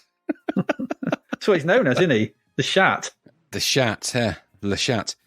Yes, I think this might be where I saw Star Trek 3, actually, because I never went to the cinema to see any of the Star Trek movies until I think maybe 6, actually, because I saw all the rest of them on video or anything else. I never saw the second Star Trek movie in the cinema until much later. So at the time, later on, I've seen them all since in sort of, when they do the retro reruns and all that. But so this might be where I first saw it. The film itself was directed by Leonard Nimoy, of course. So Spock directed this one. A logical choice. Absolutely. He's got to find himself. So going for that. Go for the big. Go for the big guns. I better pull out the big guns. They're not buying it. All right. Yeah. Okay. Sorry. It's been logical choice. It's been a busy day. Anyway, this was the direct sequel to The Wrath of Khan. It actually carried on, and I'm not sure how the filming of this was done. I'm not sure if some of it was filmed directly afterwards. I don't know the lineage of that. Doesn't really matter. In the Wrath of Khan, the character of Savick, Lieutenant Savick, was played by Kirstie Alley. She was replaced in this one by Robin Curtis because apparently she demanded too much money. No, apparently. Wow. Leonard Nimoy's first choice to play the character of Krug, who is the evil Klingon in this, who actually kills, well, he doesn't kill Kirk's son, but his team of Klingons are responsible for the death of Kirk's son, David. that was originally, he wanted Edward James Olmos to play it, which would have been very interesting, wouldn't it? Because it's actually played by Christopher Lloyd, isn't it? Christopher Lloyd. Edward James Olmos would have been, that's Battlestar Galactica. That's exactly, yeah. That's Blade Runner. That's the guy at Blade Runner. It is, yeah. And he might have been quite good in that, I think. Yeah, it'd have been a good Klingon, I think. And so, but of course, Christopher Lloyd at this point was also, he was actually on TV in the comedy series Taxi, playing quite a quirky character in that. So for him to do this kind of evil villain type character on the back of all the other sort of work he was doing at the time, it was an unusual choice, but I think it's one of the better Klingons. You got some really good actors in this particular Star Trek. It's not the greatest Star Trek movie, but it's got some really good moments in it. The key one, of course, is the scene where Kirk's son David is actually killed by one of the Klingons on the planet's surface. And there's just a very quick rundown of the story. They go looking for Spock. There you go. Kind of says it on the title, really. And they find him on a planet. They find him on the Genesis planet, don't they? Yeah, which was created at the end of the previous movie by exploding the Genesis device in space. That created a planet, because obviously it was designed to create nothing from something and something from nothing or whatever. It's like Tron. Yeah, exactly. When they go to the planet, giant orange. And when they go to the planet's surface, they find Spock. He's kind of going through all sorts of weird transformations in all sorts of bubbly skin moments, which are awkward, and then runs around screaming a lot and throwing people around. Eventually becomes Spock, but he has no memory. Why am I even going for all that? It doesn't really matter. The pivotal moment is where David gets killed by one of the Klingons, and that's Kirk's son. It's actually one of the pivotal moments of Star Trek. It's a really brutal murder, actually, in all of the Star Trek films. It's the one that kind of people remember because it has such a nasty sort of sound when he gets stabbed by this Klingon. Quite brutal. And then this is the cold Lieutenant Savick, who's a Vulcan, with no emotion, just says, I think she just says, "Admiral, your son is dead," or something like that. Something very cold. Mm-hmm. And it sticks out a lot of Trek fans' minds out of that. And of course, it's a pivotal plot point for the entire Star Trek 6 film, because Kirk's distrust of the Klingons is what gets him into all the bother. It does. Anyway, it is a good film. It's better than you think it's going to be. Yeah, absolutely. The death I always remember from the Star Trek films is the bug in the ear in 2. Oh, yeah, where the guy shoots himself. Yeah, that's another good one. Another one people remember, actually. Yeah, I do remember totally, that. It's horrible. It's horrible. You don't remember it for Shaky Kirk going, Well, I remember all those bits as well, but for deaths. For deaths. That is a brutal one, that, with the bug in the ear, and he shoots himself. Don't like that. Don't like bugs. I don't like the idea of bugs in your ear. It's horrible. 6th of May, Yugoslavia's Riva win the 1989 Eurovision Song Contest with Rock Me. I vaguely remember it. And I had a look on YouTube and things have moved on. Should we just leave it at that? Yeah, let's leave it there. 26th of May, ITV airs live the last game of the Premier League. Oh, no, it was the football. It was Football League season, I think, in 1989. It might have been the Premier, I can't remember. Between Liverpool and Arsenal at Anfield. Arsenal win the league title with the last kick of the season. Ouch. Thanks to a late goal from Michael Thomas. More than 8 million people are said to have tuned in. It is It's one of those moments in football, British football history, sort of that still will always be talked about. Liverpool just needed to draw. It was 1-1. They were in the 92nd minute. Arsenal went running up the other end, and Michael Thomas just started the ball home, and it was literally just as the ref was about to blow the whistle. Oh my Lord! Wow. For Liverpool fans, and I know obviously Gary's a massive Liverpool fan. It was just nightmarish. But I can imagine. But for Arsenal fans, obviously, heaven. It was. 8 million people watched it as well. That is an incredible number, actually, back then. It doesn't sound like it now. I mean, some YouTubers probably get more than that for, throwing an egg. But 8 million now, 8 million back then, considering, how many seats are there in the stadium that would have been in? What back then? About 60,000? 50, 60,000, something like that. So so there's another, 7 point whatever million people watching that. It's an incredible number for a football game. And imagine how dramatic that is as well. Well, I mean, you get those numbers because it was on ITV, not honed off onto satellite. This is This is when we had football on just the national channels rather than having to pay through the nose for it every week. Do you think Gary he cried brown sauce? Because that'd be. Oh, he just emitted it from every orifice. He did that whether they won or lost. To be fair, it's his nightly ritual. It was more pumpy when they won. It's his nightly cleansing. Yeah, it came out like a 2-month-old toothpaste. With the cap left off. Yeah, so it had the crusty tip, and then the rest of it was smooth and greasy. And I'm talking about, brown sauce there, thank you. That sounds like a real, really terrible 80s comedian double act. Smooth and greasy. It's like smooth. It's like the terrible version of Saint and Greasy. Smooth and greasy. The Aldi version. It's the Aldi brand version. He's very smooth. I'm quite greasy, which ironically is the same thing. Is it, though? Is it? I don't know. Anyway, let's move on. Arsenal won the league. Well done, Arsenal. New shows for the month. 2nd of May was Take Me Home. Never heard of it. Never heard of it. Had Keith Barron in it. For those who don't know, you don't want to know. Definitely never heard of it. 2nd of May was also the Bubblegum Brigade. No idea. Sounds ass. 12th of May, Jump in the Queue. What is this? No. More interestingly, maybe on the 12th of May, we had KYTV. No, unfortunately, it wasn't very funny. It's not. It's supposed to be a comedy, Yeah, it is. but it's not. So this was a British television comedy series about a fictional television station. Ran for a few years. So essentially, what they did is they kind of switched over to KYTV. This was written by Angus Dayton. It was Jeffrey Perkins. Yeah. So it was a fictional low-budget satellite television station named after its owner, Sir Kenneth Yellowhammer, and bore a suspicious similarities to Sky Television. We'll link to the first episode. You can watch if you want. You'll get about 3 minutes in. You will, yeah. You realise how unfunny it actually is. Very, very much so. 19th of May was Tygo Road. Never heard of it. No. 20th of May, this was weird. This is That Show Business. It ran for 7 years. The game show that aired for 7 years, hosted by Mike Smith. Okay. And it was in the first 3 series, played with 2 teams. 3 team captains. It's three members sit across from each other and answer questions. But the captains were Kenny Everett and Gloria Hunniford. God, they were dragged in the barrel of B-listers there, weren't they? Why would you put Kenny Everett against Gloria Hunniford? Well, exactly. But after series 4, there were no team captains. It was just 2 teams. Okay. Typical fare. The weird thing is, if you watch it, we'll link to an episode of this. They're all on one big table. They are, yeah. It is a bit odd. It's dead weird. They're all dead close to each other and like packed in. It's like we ain't got much. We just got this. Someone just dragged this table out from the back. Yeah, the word you're looking for is cheap. It's just BBC, on the table. It's cheap. Do you remember the prizes they gave away on Blankety Blank? I do remember those, but I thought they could have put at least 2 tables. A set of towels 3. was a prize on that show. A set of towels. True. That's not a good prize to win as the master prize or whatever. No, full set of towels.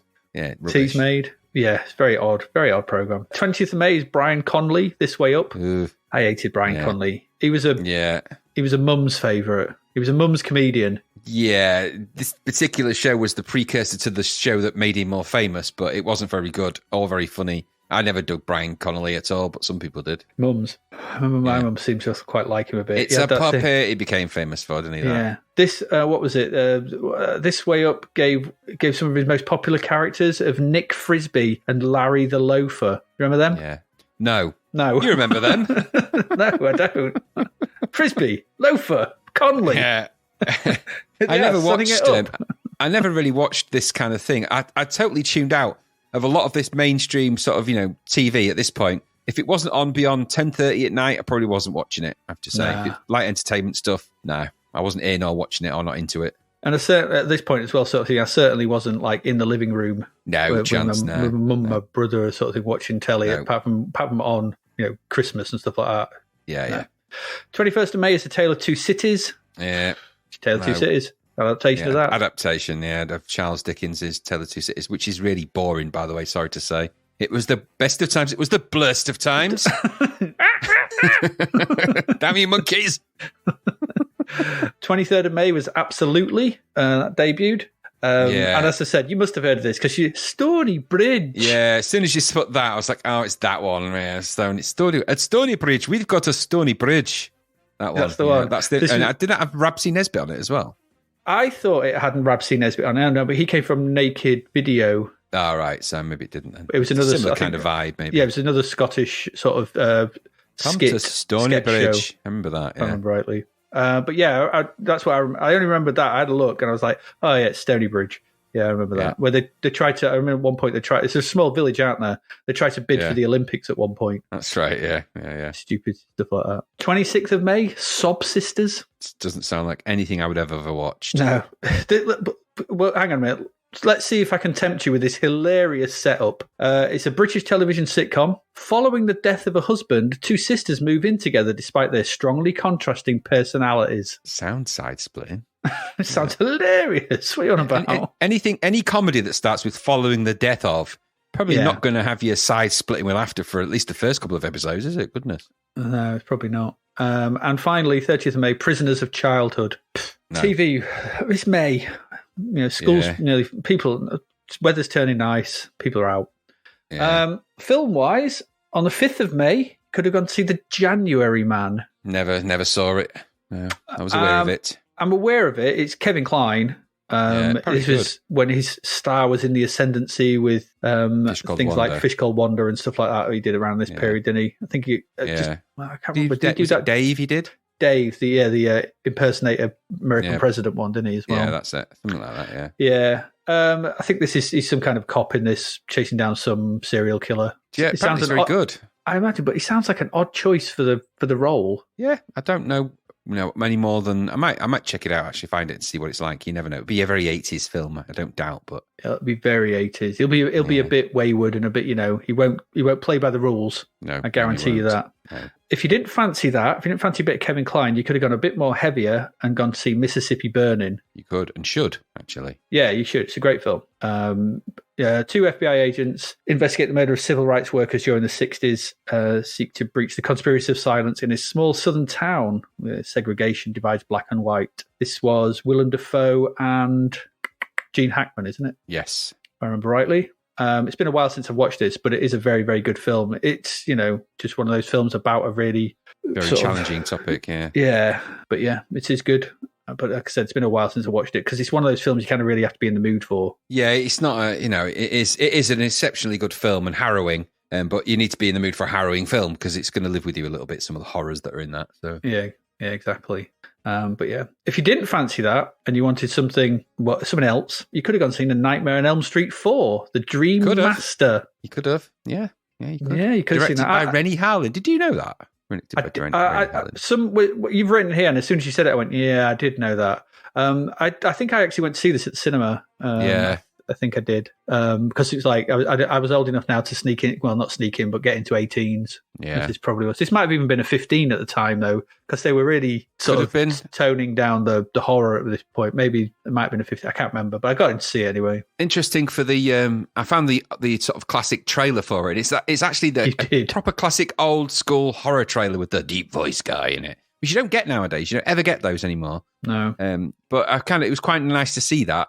But it did, as I watched it through all the way through, it reminded me of those fake trailers that Tarantino and co made for when they released that movie. What was it called? They had Don't in there, was one of the fake movie trailers, wasn't it? And some of those others. It reminded me of that. It reminded me of the one for, I think it was Thanksgiving or something like that. Or Dark Meat. Yeah, that's the one. Yeah, all will be carved. Yeah, it reminded me of that kind of vibe. There's some interesting, a little talking point I've got here is around I found a website that's a list of all the deaths in all of the Nightmare on Elm Street films. So every death is in there. Now, what surprised me about that is that there's not as many as I thought would be. And in the films where I didn't expect it, there's loads. So in the Nightmare on Elm Street 4, there's 6 confirmed gruesome deaths listed on this website. There might be more. I haven't watched it in years, so don't quote me on it, but I'm just going via this website. We'll put the link in the show notes. The interesting one in there's someone's thrown into a lit furnace. It says a woman in there, a character by the name of Sheila Kopecki, is kissed by Freddy and sucked dry of all her body's internal organs, which was a bit weird and grim, wasn't it? So what struck me was that out of all the films that there are, there's quite a lot of Nightmare on Elm Street films. Which one had the most deaths in it? Well, it turns out that the Nightmare on Elm Street Part 2 has 11 notable deaths in it. Part 4 has only a mere 6, but Jason vs. Freddy has 20 deaths in it, including someone being folded in half in a bed. 20 deaths? How long is it? But it's only about 90 minutes. That's, exactly. That's like one every 4 minutes or something. One every 4.5 minutes. It's crazy. And they're all listed. Most of them end with the word machete, you'll notice. Well, that's Jason, isn't it? Yeah, stomach sliced with machete, chest slashed with machete, sliced with machete, set on fire, face slashed with bladed glove. Then hit with machete. Yeah, crushed by heavy door. Poor security guard gets crushed by a heavy door. Yeah. I don't know. Someone gets electrocuted and thrown into a console. Yeah, exactly. So, just if you want a fun read and you're wondering how many deaths are in those Nightmare on Elm Street films, which is what I wondered, because the thing is, I thought they were famous for it. In fact, I thought there was a much more of a catalogue of them in it. And in my mind, when I'm thinking about the Nightmare on Elm Street films, with the exception of the first one, which is obviously the one I sort of have more time for, as it were. Yeah. I always think, it just became these big slasher movies with loads of violent deaths in it. Actually, not that many comparatively. If you look at the new Halloween movies, for God's sake, there's one every 30 seconds. So, I don't know, it just surprised me a little bit. But go and check that out if you're feeling kind of fruity. The film itself. I'm looking at it now. There's only 3 in Nightmare on Elm Street 5. Yeah, weird. Do you think there'd be more? One of them is turned into paper, colour dropped, ripped, slashed into several pieces with bladed glove. Oh, dear me. Yeah, it's surprising, isn't it? You'd think there'd be a lot more than there would be. Yeah. There's only 4 in the original. It was never a high body count film, apart from 11 in the second one, like you said. And yet, in my mind, it really was. How weird is that? Although he does actually go on if you look at number 2, what deaths 3, 4, 5, 6, 7, 8, and 9 are all party guests. It's when he jumps out of him at the big party and kills those teens. So, yeah, I suppose there's still notable deaths. They are still notable deaths. Yeah, they are still notable deaths. I haven't done the same thing for any of the Jason movies and the Friday the 13th movies. I suspect there's probably a lot more in those. Probably. Yeah, there we go. Lots of deaths. You could have gone seen just 6 deaths in the Nightmare on Elm Street 4. I did. There you go. You did. 12th of May, you could have gone to see, if you'd really wanted to. I wouldn't have recommended it, though. Her Alibi. No, I always remember the video box for it. So always put me off. Yes, this is Tom Selleck and what was her name? Paulina Porosova or something? Perilously Thin, I think her name was. Let me have a look. It could be, yeah. It's, what's her name? Paulina Porosova, I got it right. Yeah. Yeah, so essentially she has been accused or something of killing someone and he gives her an alibi, but then did she do it, didn't she? And it's a bit of a rom-com with an edge. Yeah. Yeah, I don't remember it being very good. And she was very thin. She's perilously thin, yeah. She's, some scenes in the trailer, which you can look at on the Internet Movie Database, she's as thin as the towel she's wearing to cover herself up when she gets out of the shower. So it's like a sort of a towel sandwich with a thin layer of meat in between. Yeah. If you didn't fancy Her Alibi, you could have gone to see A Time of Destiny. Yeah, it sounds like a good title, but no, I've never heard of it. Is it William Hurt and Timothy Hutton? That put me off.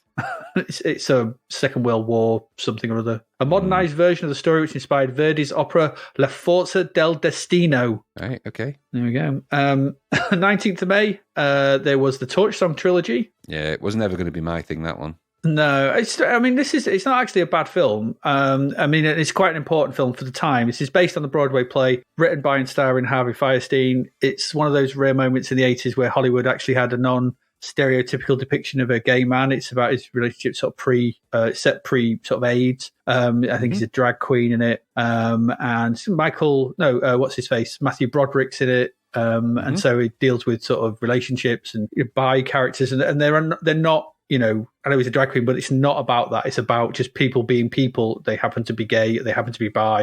And it's that. So it's one of those films that I think it was a New Line film. So it was quite important at the time. And I remember, I don't think it made much of a dent, but I think critically it was well received and it was massive on Broadway, so as far as I can remember. Yeah. Obviously, I never saw it on Broadway. I'd never been to New York, but it was a quite important film at the time, I think. A week later, 26th of May, you could have gone seen Beaches. Never going to be my thing, this. So I'll get you, Midler. Yeah, Midler's in it, yeah, it is.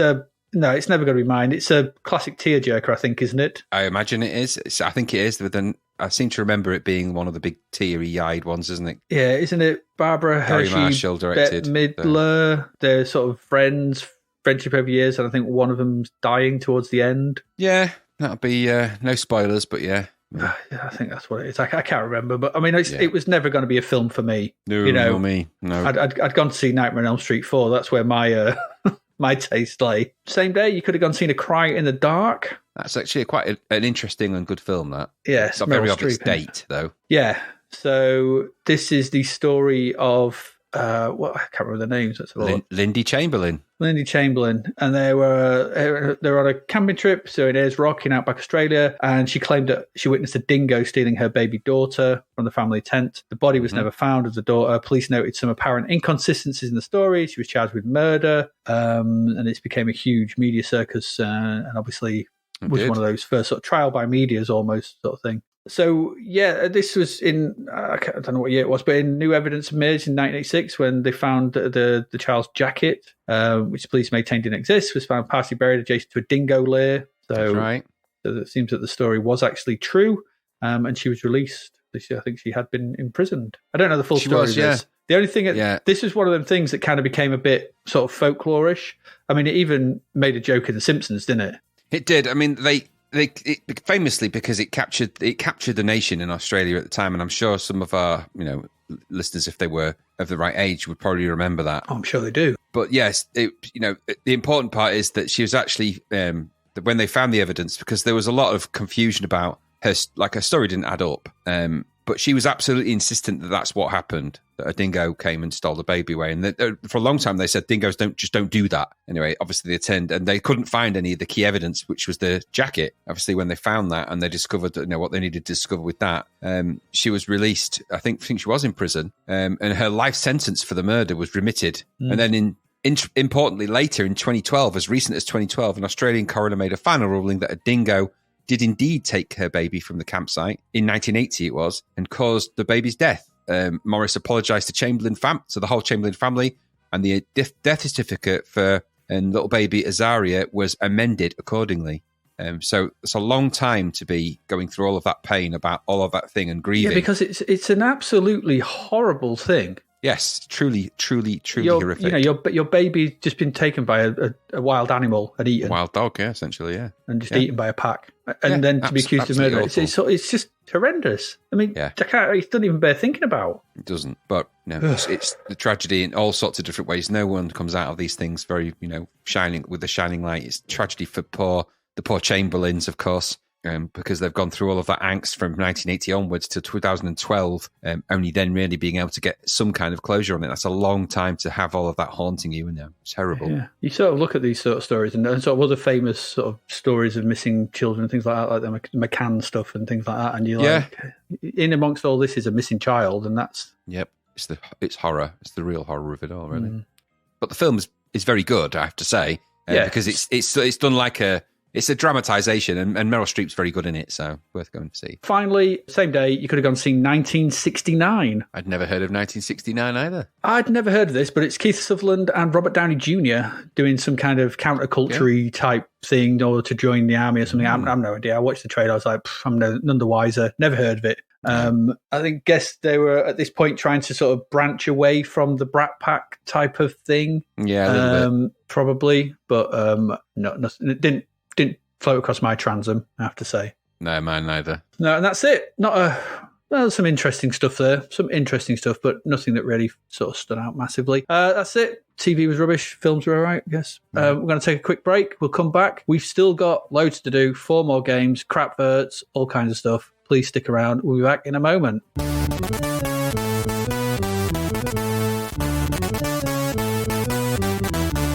And here we are, back again with the last set of games from May 1989. We have 4 more, like I said. So, Graham, over to you for the last duel. The last duel. Don't say it like that. It doesn't deserve that tone. This was from US Gold. Mm-hmm. And guess what? It's copyright Capcom. You know what that means, don't you? No, tell me. They've taken a trip down the old Arcade Obscura again to dig out another really obscure arcade game, this time in the shape of Capcom's Last Duel. The musician here is Mark Tate. The developers here are Tiertex, even though they're hiding, but it's Tiertex who made this. Oh dear. And this was also known, by the way, as Last Duel Interplanet War 2012. I don't know when it was known by that or by whom, but anyway. So there is a story to this, and you actually get it when you start the game, which is nice. You do. So you get this kind of, I guess you call it a star effect, kind of You get something. It's just a star effect. And then the writing appears on it, and it says, this is a story about twin planets Mu and Bakula, or Bakula. Scott Bakula, it could be. Far from our constellation. Right. In Bakula, a tribe called Galdan uprose and took over control of the planet. The Galdan tribe's urge for more power was aimed at sister planet Mu, also. Full stop. Yeah, it's not written by the greatest writer, this. I think this is one of those lost in translation things, isn't it? Well, it's the same translation from the arcade. The arcade's very similar. Yeah. The Galdan organised a huge armada and attacked Mu without warning. They have captured and abducted Mu's queen, Sheeta. It is a right Sheeta, let me tell you. No doubt about that. This is so far from the Capcom arcade. It's actually quite remarkable. And it's, like I said, another arcade conversion nobody wanted. Nobody heard of this, and nobody gave a shit about it anyway. If this has a close relation of any kind, it's Lead Storm or Mad Gear, which was another Capcom game, which is also a dual vehicle top-down scrolling shoot-'em-up, or a jump and avoid, which is exactly what this game is. How odd. Yeah. Aside from the silly story that you've just had, the game is set in a series of, I think, 5 levels, with you taking control of either a dragster-looking car or some kind of fighting aircraft. After the colourful and simple welcome screen, you can choose 1 or 2 player or co-op. Then begins your jerky adventure. The main window is the jerky scrolling background, colourful, I guess, but jerky nonetheless. Mm-hmm. Your vehicle, you control your vehicle sprite, and on level 1, it's the car. You will travel along a scrolling road that jerks down as you fidget up, avoiding waves of enemies. You can jump, and when you do, you will suddenly embiggen into a massive blocky double-sized sprite, which both looks crap and doesn't help you with anything anyway. The main proportion of the windows is the kind of game scrolling backgrounds and path and roads, with a small portion at the bottom for a rudimentary UI with scores and lives, that kind of usual thing at the bottom. As you play the game, you will jerkily meander upwards, periodically succumbing to death, and occasionally getting a rare power-up. You can shoot with a fire button and move around with the joystick and firing up jumps. And you'll need to do this to avoid some of the pitfalls and holes in the road or stupid holes in the roadway. System. Very stupid. Drop into these and it's instant death. You will also be under relatively constant attack from colourful but chunky enemy sprites. Some of the background details, roadside details, I guess you can't say they're terrible. There's a lot of weird, janky colours thrown in there, but it's not all smooth scrolling, is it? And that kind of undoes the quality of everything in this game because you cannot get past that jerky scrolling, at least not if you're me. If you get to the end, you will have to shoot the snake in a kind of a weird snake robot whack-a-mole, where it pops its head from behind this kind of door thing, and you have to keep shooting it as it pops its head out of different doors. Do that, and you're on to the next level. Level 2 is more of a scrolling shooter with a spaceship. At least you're in a spaceship this time. The gameplay is essentially the same, though, as the jerky scrolling and naff gameplay is kind of played out in a slightly different way. You just don't have the road and you're not in a car. But everything else, waves of dullness. There's more waves and more general tones of shump to this section, but it feels shambolic and badly put together and somewhat dysfunctional as a game. And then the 2 parts, even though in the arcade they kind of interrelate, here they really don't. They don't at all. What can I say? If you're a diehard fan of this kind of thing and your brain is accepting of jerky scrolling, then maybe you'll like this. But I see no longevity in it. The sounds were okay at best. The music isn't bad, not terrible. Maybe some of the backgrounds aren't what you'd call tragic, but this feels just like all the other tier text conversions, utterly thoughtless and without care. This will have been converted from a Spectrum or Amstrad, and so the legacy Z80 scrolling of memory replaces the C64's D011 hardware register's ability to fully scroll the screen up and down. That's plain lazy in my book. This is don't give a toss development. I suspect a condition and outcome from US Gold's endless quest to create the most obscure, converted, banal, and yet somehow bankable pieces of crap software humanly possible.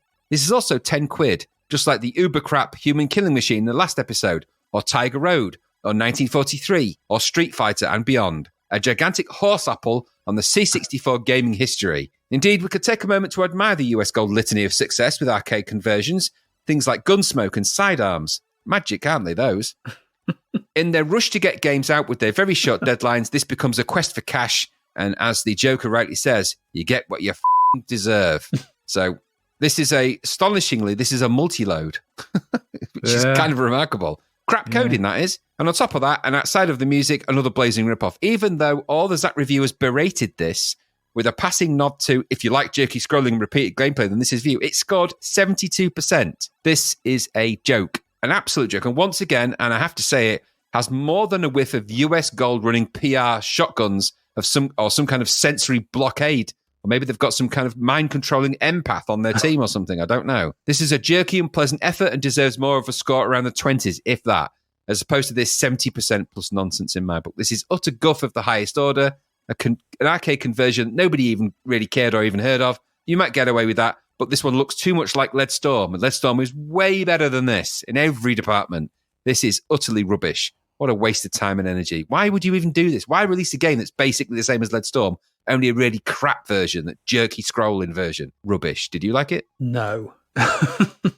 Obviously, it's a rather ugly and harsh on the ears conversion, this. Nice title screen, nice loading screen. Nicely drawn loading screen, I'll give it that. They always do have that, don't they? Yeah, it's got a really odd control scheme. Up to speed up, fire to shoot, up and fire to jump. I was jumping a lot when I didn't want to. because Yep. I was speeding up a lot because you have to keep Yep. speeding up and not because I wanted to. So it's just a stupid control system, just stupid. Yeah. Oh, I don't know. Bitty visuals, bad collision detection all over the place. I was shooting stuff, but it wasn't blowing up, and things were somewhere near me and I'd blow up. And not very good music, I suppose. Ugly character graphics for bullets and the like. The bullets that just move sort of not smooth at all. Nope. And it's a multi-load for some reason. A multi-load for this. I'm pretty sure Lead Storm was a single load, wasn't it? Yeah, I believe it was, yeah. All those levels, everything. Yeah, way better visuals, way better sounding, great music. Smooth scrolling. I don't know how. Yes, very smooth scrolling, both left and right, and up and down, all over the place. No doubt, no idea how this got 72%,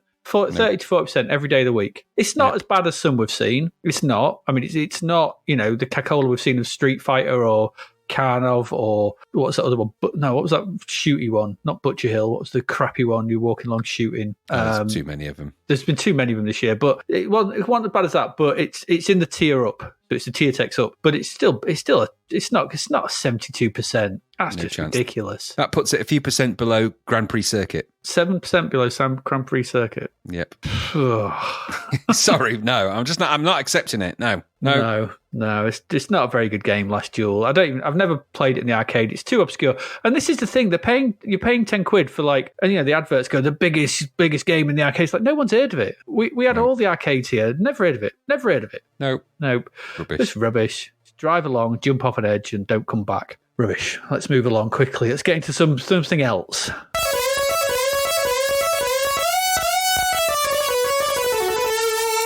And the next one, it is Chicago, Graham. It is Chicago. It is Chicago. It is the 1930s. This is Chicago 30s. And for £10 of your hard-earned dosh, you too can live out the thrill of something like The Untouchables before the official game comes out later this year, if you really want to. I would not advise it, though. This was another one released by US Gold. Another US Gold quality product. Yep. It's copyright Toposoft. And it's coded by Pablo Toledo, who also did the music. And it's got graphics by Johnny. Okay, fair enough. Just Johnny. The story. Well, as we do sometimes, I'm just going to read straight from the instructions. This is the scenario. After the lively 20s, Chicago became a paradise for gangsters, traffickers, and various lawless individuals. There were daily shootouts on every street corner. Daily. Every street corner. Daily. Showdowns among rival gangs and endless traffic in alcohol, which was prohibited by the government. In the midst of all this, there were men who still believed it possible to institute law and order. One of these was Detective Elliot. Okay, right, okay. So it's not. Right. I'm presuming it's the kid from E.T., not Elliot Ness. Elliot. So yeah, one of these was Detective Elliot, a personage very popular in Chicago, feared and respected by the underworld.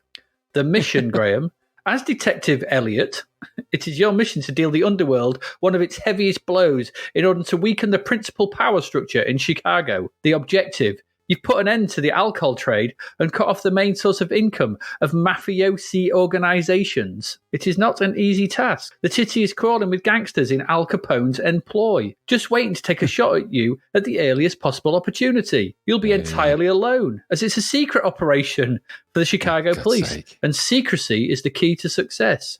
You have to cross the city until you get to the clandestine warehouse where illegal beverage traffic is conducted. Oh, for God's sake. There you go. That's your story. Classic. So, this is a walk and gun type of game. Very reminiscent in play of something like RoboCop, and that you walk from left to right, and enemies stream in from either side, and you must shoot them, all of them, forever. That's what you do, forever. When the game loads, you get some very strange film-like intro with credits and the like, but they're over really quickly. It's another one that's just really strange. It's like that Speedzone. It's like, oh, just got to get to the... I thought something was wrong. I don't know whether I'd taken something. I'm glad you saw that as well. And then you get greeted with the game itself. As seems to be the flavour of the week, the title screen has the level graphics scrolling past with the name of the game on. So similar to what we saw with Renegade. This takes up the top 3/4 of the screen. At the bottom of the screen, though, is what appears to be a cinema with people in the seats. Yeah, I couldn't get my head around that. Well, it seems to be saying that this entire game is a film being shown for these patrons of the cinema, I'm guessing. Weird. In keeping with this, there's someone hammering on a piano And the music that plays is simply an affront to the ears. Oh, it God, is that music. It's just dreadful. So it's bad. awful, and it goes on. This this little sprite going away. There's some options such as music, FX, or joystick or keyboard. Okay. Quick stab of the fire button gets the game going with a blink and you'll miss it. 5, 4, 3, 2, 1. I don't even know why that's there. I don't know. And then it starts. Everything is very blue. I guess it's nighttime because the backgrounds are very blue. It's all very blue. You have to make your way through 4 stages of action. As I said, they are the port, the suburbs, the city, and, as noted in the mission, the clandestine warehouse. Now, I have to ask you, Graham, what makes a warehouse clandestine? Yes, that's a very good question. Because clandestine does... that word you keep using, I don't think it means what you think it means. It's like... Yeah, I don't think they thought of that. The gameplay is simple. Walk and shoot. Shoot everything. Enemies spew on and you try to shoot them. Some of them pop up from behind crates. Some of them pop up from manhole covers. Shoot them as well. Just shoot everything. You can jump to the level above the floor by pressing up when you reach some stairs. So essentially it's a 2D walk and gun, and there's 2 levels. So kind of like Rolling Thunder, I suppose. It's probably another sort of thing for this, but it's just chaotic. And you can jump up. So when you get some stairs, if you push up, you'll sort of jump because you can jump. And then only then will he jump to the level, even though your normal jump takes you above the sort of secondary level. It's just nonsense. It doesn't change anything, though. Enemies just spew on still, far too numerous. The C64 struggles to display them. Everything is very flickery. You thought Renegade was flickery. Well, this takes flickering to a whole nother level. It's just a flickering nightmare. Bullets disappear. Everything disappears. It's just stuff.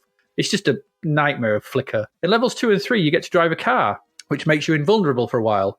But then so do the enemies, and this must be blown up with a grenade or something. But to shoot stuff, you have to lean out, and that makes you can get shot again. I don't know. Who cares? Not that any of this matters. Nothing that matters, really. This is a poor game. The enemy shoots bullets that sometimes you can see, and sometimes you cannot. So sometimes you just die, and you can never see that bullet. Sometimes your bullets will hit them, and sometimes they will not. This is probably all down to the flickering multiplexer that's going on, that's just having some kind of seizure in the background. Because it's just all over the place. The number and speed of them make this a game where you can barely move for being overwhelmed. So many of them, it's just, they're just vomited onto the screen without a care in the world. Correct. And you'll be shot by a bullet you can never see. The graphics are medium res, weirdly coloured. The music will drive you mad, and the sound effects sound like they come from a sci-fi game. It's really weird. It's got laser noises. You're in Chicago in the 1930s firing Tommy guns, and it's like pew, pew, pew, pew. It's just pew, stupid. What So I can only presume, it's certainly not the sounds of something from 1930 Chicago. So the guy did it. I have a feeling this wasn't meant to be this game. I think US Gold said, "Oh, the Untouchables game is coming out. We haven't got the license. We want a piece of that thingy. Can you change the graphics? Can you make something that's like that somewhere?" I think that's and then but the sound effects never got changed, and who cares anyway because it's got the music in place. Doesn't matter. The lives are weird because when you die, one of the patrons get up from the cinema and walk on. So it's some kind of like what can only sort of liken to like a Last Action Hero style magic ticket type thing. Yeah, totally. It's a confusing mess of a title. This really confusing. And don't forget, like a few episodes back, we had Zamzara at a budget price. Which is a run and gun, but a really good budget run and gun. So the fact that US Gold are trying to rip off people who wanted something like The Untouchables with Detective Elliot for £10, shonky. More evidence of the shonky business practices. Just terrible. This £10, a budget price, this would have been a bad game, but Correct. £10. I wish I brought a gun to this knife fight. It's all I can think of for this damn thing. Rubbish. Just rubbish. Yeah. And it still got 42%. This is a low teens. Yeah. Rubbish. What did you think? What do I think to this? It's another US Gold dump. Right in the chest of the C64. I mean, come on. Firstly, the music. The music in this is so absolutely dreadful and annoying. It defies belief. A shrill, ear-splitting 10-second loop so utterly devoid of musicality, you'll find yourself preferring the screaming sound of a million party trumpets directly to your ears. And then the game. An oddly coloured and thematic. I had it as a Green Beret-ish kind of, and that's just because you're walking from the left, doing stuff. Yeah. But a walking gangster-themed nightmare, so insanely difficult it actually defies understanding as we know it. Walk and shoot, stupid. Prone shots only kill the midgets in it, so even if you shoot the ankles of the people who are walking, it doesn't kill them with your gun. stupid. The graphics are a fusion of odd colours and some occasionally okay pixel shading, but your main sprite blends in with everything anyway. Everything looks the same because they're all based off the same sprite set, and there's graphic glitches everywhere. I mean, the first level has loads of weird graphic fidgets and glitches occurring all over the shop, like you say, with the multiplex has gone wild. The second level, where you drive a car, is even worse because he's supposed to pop out the top of the car and be able to shoot. It just flickered and twitched, and it was like, what is this rubbish? Plus, if you hit somebody with a car, it doesn't kill them. Nope. You hit them with a car. Scrolling, I guess you could say it was okay. What is it? It's just scrolling, isn't it? But even that had its own issues because of all the flickering and the twitching and the sort of flutter bugs. Nightmare. It was just tiresome and repetitive and a plod that quickly frustrated and disappointed at the same time. That's clever that it did that. You get angry and disappointed at the same time. That's a unique US Gold skill. That's two conflicting emotions to handle in a human body. Yeah, exactly. Exactly. They've created an oxymoronic feeling. Which is clever. It's clever that they've created some kind of simulation or simuloid for that. Maybe somewhere underneath this, I suppose what you could argue is there's a nice idea for a game because it's not their idea, which is a gangster-based sort of walk and shoot, in Rolling Thunder with gangsters. That's a good idea. It's not US Gold's idea, though. This is a rip-off, and at this price, do me a favour, just stop. All right? This would be crap at budget. Chicago 30s, nah.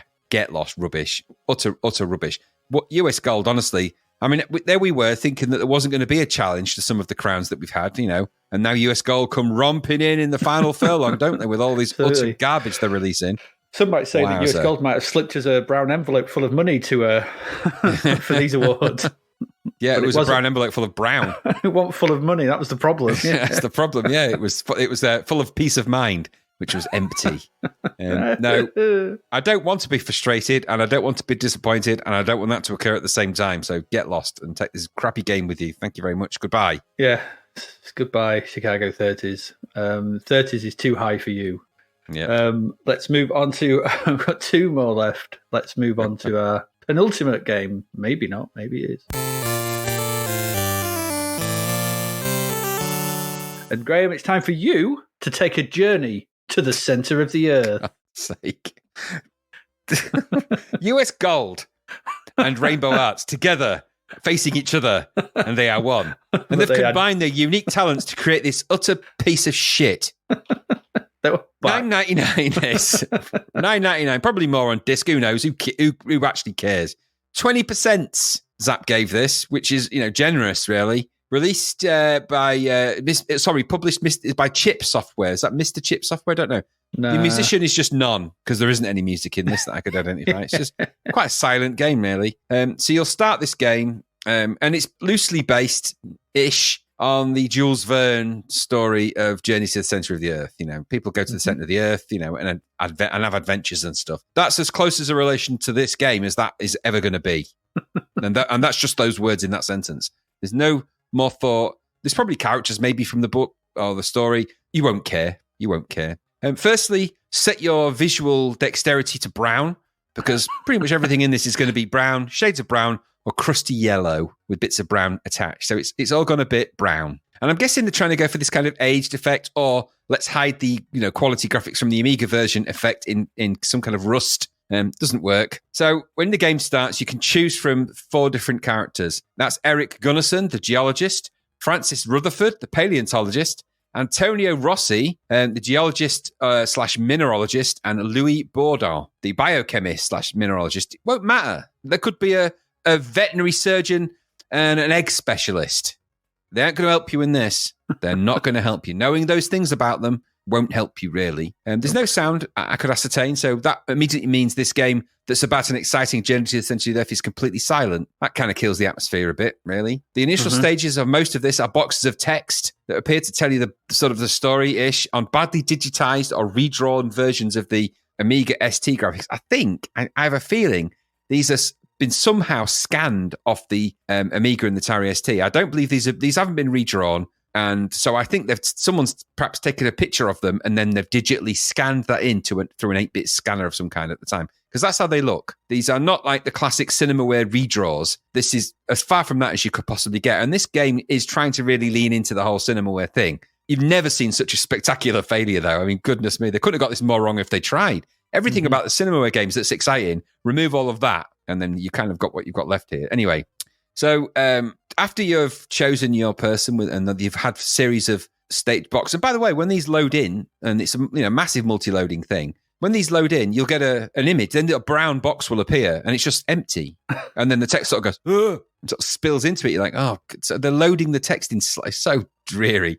Anyway, then you get the welcome. So, and this gives you a little bit of the story. Professor Lindengraw, his nephew Axel Lindengraw, and his guide Hans Bjerk have all returned after a mysterious 3 months absence. Only it wasn't mysterious because they went to the center of the earth and back. So why they've called it a mysterious absence, but it's mysterious because nobody believes them. But apparently they found a 16th century Icelandic parchment written by Arni Saknussemm that was their reason for the departure on their adventure. The parchment gave instructions, and the instructions were as follows. Go to the crater at the bottom of the Sneffels volcano and check it out. There you go. That's your instructions. So that's what you've got to do. Get to the center of the earth. That's the idea and premise of this game. Journey to the center of the earth. That's what you've got to do. You could make that exciting. Think of all the things you could have done in a game that involves you needing to drill get some kind of vehicle, drill a sort of all the way to the center of the earth, all the things that you find, and then think of the film of that. Dinosaurs down there, a whole other world, whole other species of people. Read the book. Yeah, amazing. There's a whole world down there. Now, get rid of all that because you ain't going to need that. There's a nice image of a mountain. I'll give it that, as it loads, okay? And then there'll be more loading, and then there's more loading. And then you get another block of text, and you'll set off to get to the center of the earth and back, following that same guide, and then you'll get some more loading as well. Then you get some more 16 to 8-bit scan renders, more text, and then it'll tell you that you've gone down 3,000 foot down the volcano, and then you'll get more loading, and then there's more loading, and then a blank screen for quite some time, then more loading, then more loading, and then it's very hard to explain what appears in front of you then as a game to play, but I'll try. It's meant to be you as a player having to navigate a journey upwards up the side of a volcano or cave, even though you're going down a volcano. So you've got to go up, but even though you're going down. I don't know why it does that. Anyway, so the idea is that you start at the bottom right, and you have to walk across and then walk up sort of various hills. Now, all you have to do is push the joystick all the way to the left, and then when the little player sprite that you've got gets to that side, hopefully you won't get hit by any of the falling rocks, which you will, but hopefully you won't because it just knock you onto the floor. You'll get all the way to the left, and then he will automatically jump up to the slope, and you'll push to the right, and he'll go up the slope, and you've got to avoid the rocks again. You go and do that all the way up to the right-hand side, and then again you'll go and you'll be walking on kind of ledge. Imagine walking on kind of cliffside ledges. Now, the graphics for this are almost inexplicable, really. You are a green shirt thing. There's a sort of hair in a face. Your legs blend into the background, and so do your feet. So it's really hard to distinguish what you are. But you're a humanoid, and you kind of animate. Is that animation really? It just kind of, I don't know what that is really. Anyway, so the idea is to get to the top and enter the cave. Now, the weird thing is here that I thought you were already down the volcano, and look, let's not debate all of that. What you won't really be able to see what you're doing because not only do the rocks that sort of fall down blend in with the cave as well. It's really hard to tell what's going on anyway. So that's how, that's the game you constantly run. And by the way, when you start this, you don't control the guy running that's already running. He just runs. You control which direction he runs, but you can't stop. So no matter what you do, he runs constantly. So he runs left, and if you need to go back, he doesn't stop. He runs to the right, and then run to the left and run to the right. So he's just constantly running, which is really stupid. Why do that? So the joystick controls your left and right direction then. The rocks fall. You've got to guide the player to the edge. Like I say, he goes to the next slope, goes up, avoid getting hit by rocks. That's that. And then once you've done that, you end up separate after more loading. After that, you end up separated from the group. And then after more text loading, you're heading into the forest of mushrooms. God help us. Then there's more loading. Then it said insert the next disc and then press the mouse button. I'm like, okay, I think. I'm sensing a great tremor in the force, but okay, So then I did that, and then I was presented with the next controlling screen.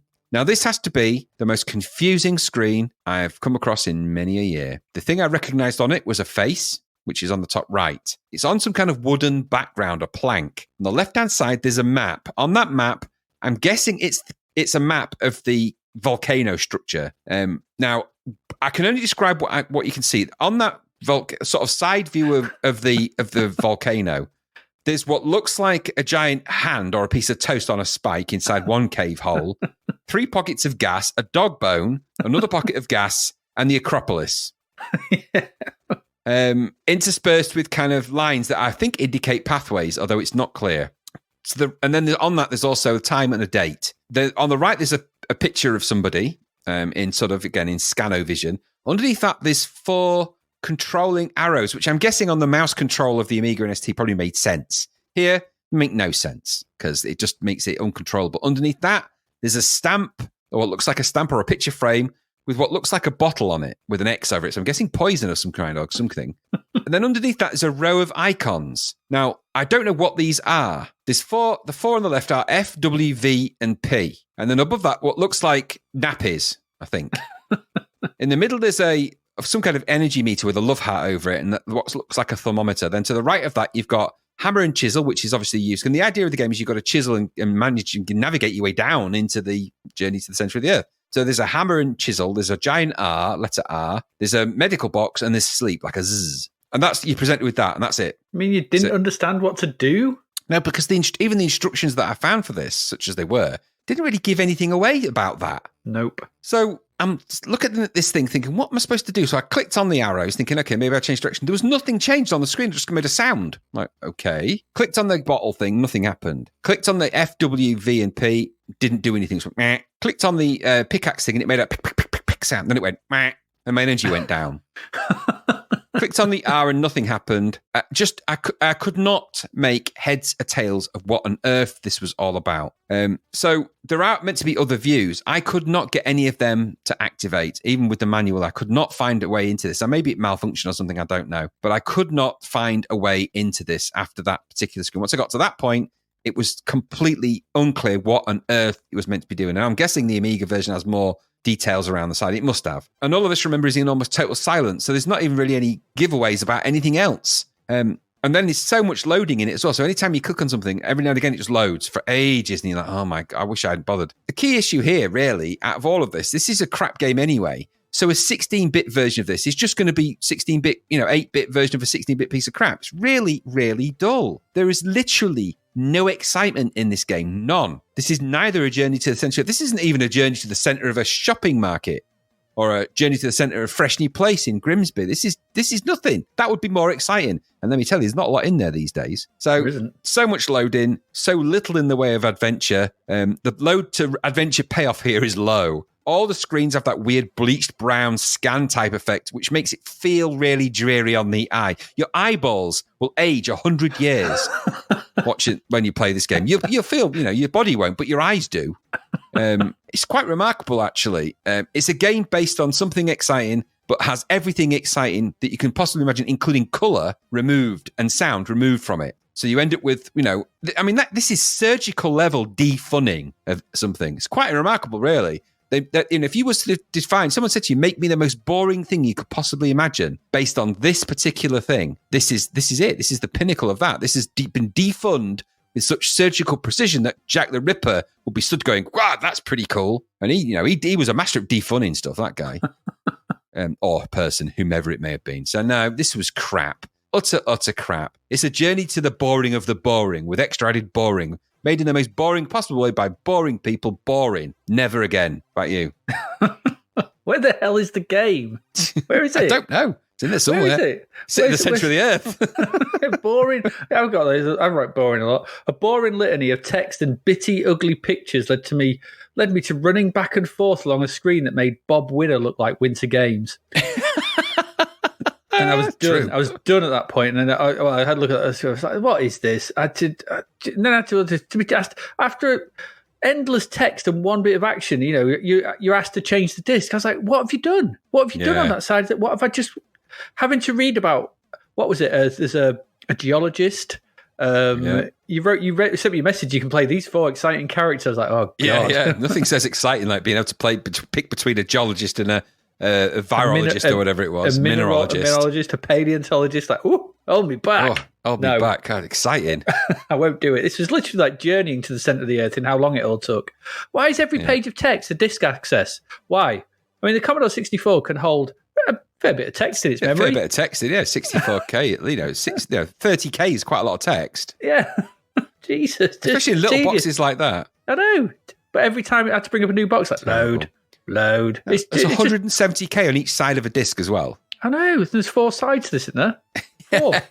Good Lord. Tedious, dull, and ugly. Boring. Now, though, however, interestingly, the graphics for the Amiga version, I think, were done by a Mr. Eric Chahi. Do you know who he is? Wow, okay. Yeah, I do know Eric Chahi, yeah. He did Out of This World, didn't he? Did, yeah.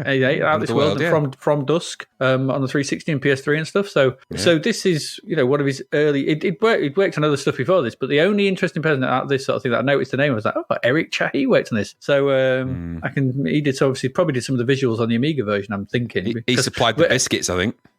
But it's down as graphics. But if you think about that running guy and going through caves... Yeah. And then you think of Out of This World... Yeah. There's okay. He's taken that one screen. Is that how it starts? Is it Another World? Is that how it starts? I think so. You're on. I can't remember. I mean, I remember playing it around at yours. So you run across and you get that thing chasing you, don't you? You have to swing across. Yeah, it is. Yeah, but there's a lot of in-cave stuff. Yeah. Yeah, all rotoscoped animation and stuff in it, that sort of thing. And you think of that main character, but you think probably on the Amiga, it probably looked a bit like that, maybe. Yeah, actually. And to be fair, he's seen this game and gone, I'm going to make sure I never make a game like that again. No. I'm going to do actually travelling through rocks and caves and stuff, but in an interesting way. Yeah, he learned how to not do it, which is good. Sometimes that's just as important as learning how to do something. Absolutely, yeah. You learn from your mistakes, and he clearly learnt. Yeah, just a bit. There we go. Journey to the centre of the boring. Yeah, another US gold dog egg. God, they're really clocking him up at the moment, aren't they? Clogging us up. That's what they're doing. Oh, we've got one left. Let's move along, and we'll get onto that.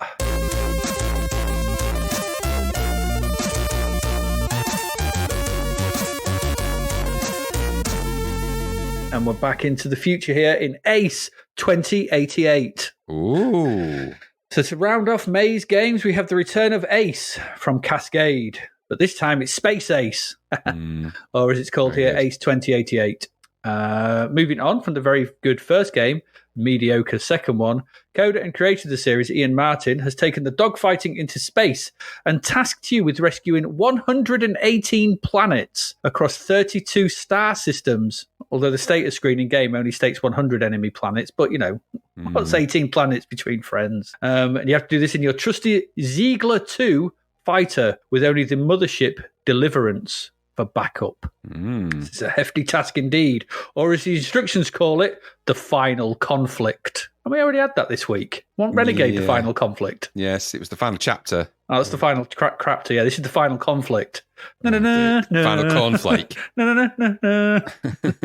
It's another one of them. Backing up Mr. Martin here, we have John Cassells and Damon Redmond on visuals, and no one on music, because there is none. None. The game has no music. Now, I don't normally do this, but the instructions for this are so descriptive, it also pains me not to use them, so I will. After the OK title screen, pressing the fire starts the game. So the instructions for this basically tell you step by step what to do. It's kind of crazy how, some to give you a brief sort of to do this, just do this, follow these steps. Okay. According to the instructions, the game has 2 sections. Section 1 is called Deliverance. This is where you control the Deliverance command console on the Deliverance mothership. The screen has a CRT monitor on it. It's 2088. Where's my LCD? Where's my LED? Where's my OLED?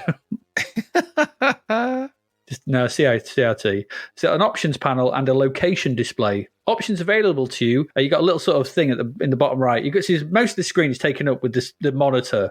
The picture of the CRT monitor. It's nicely drawn, looks good. And then you've got some options down in the bottom right-hand corner. And the first one is Star Chart. This allows you to select which system you wish to go to on the CRT to display.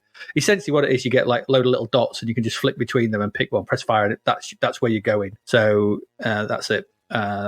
System, that's the next option, gives you information on the CRT screen about the star system you are in and the number of planets there. Tactical tells you whether the planet you are currently orbiting is hostile, how many enemies they have. This made me laugh because the number of enemies is like 6. I was like, oh.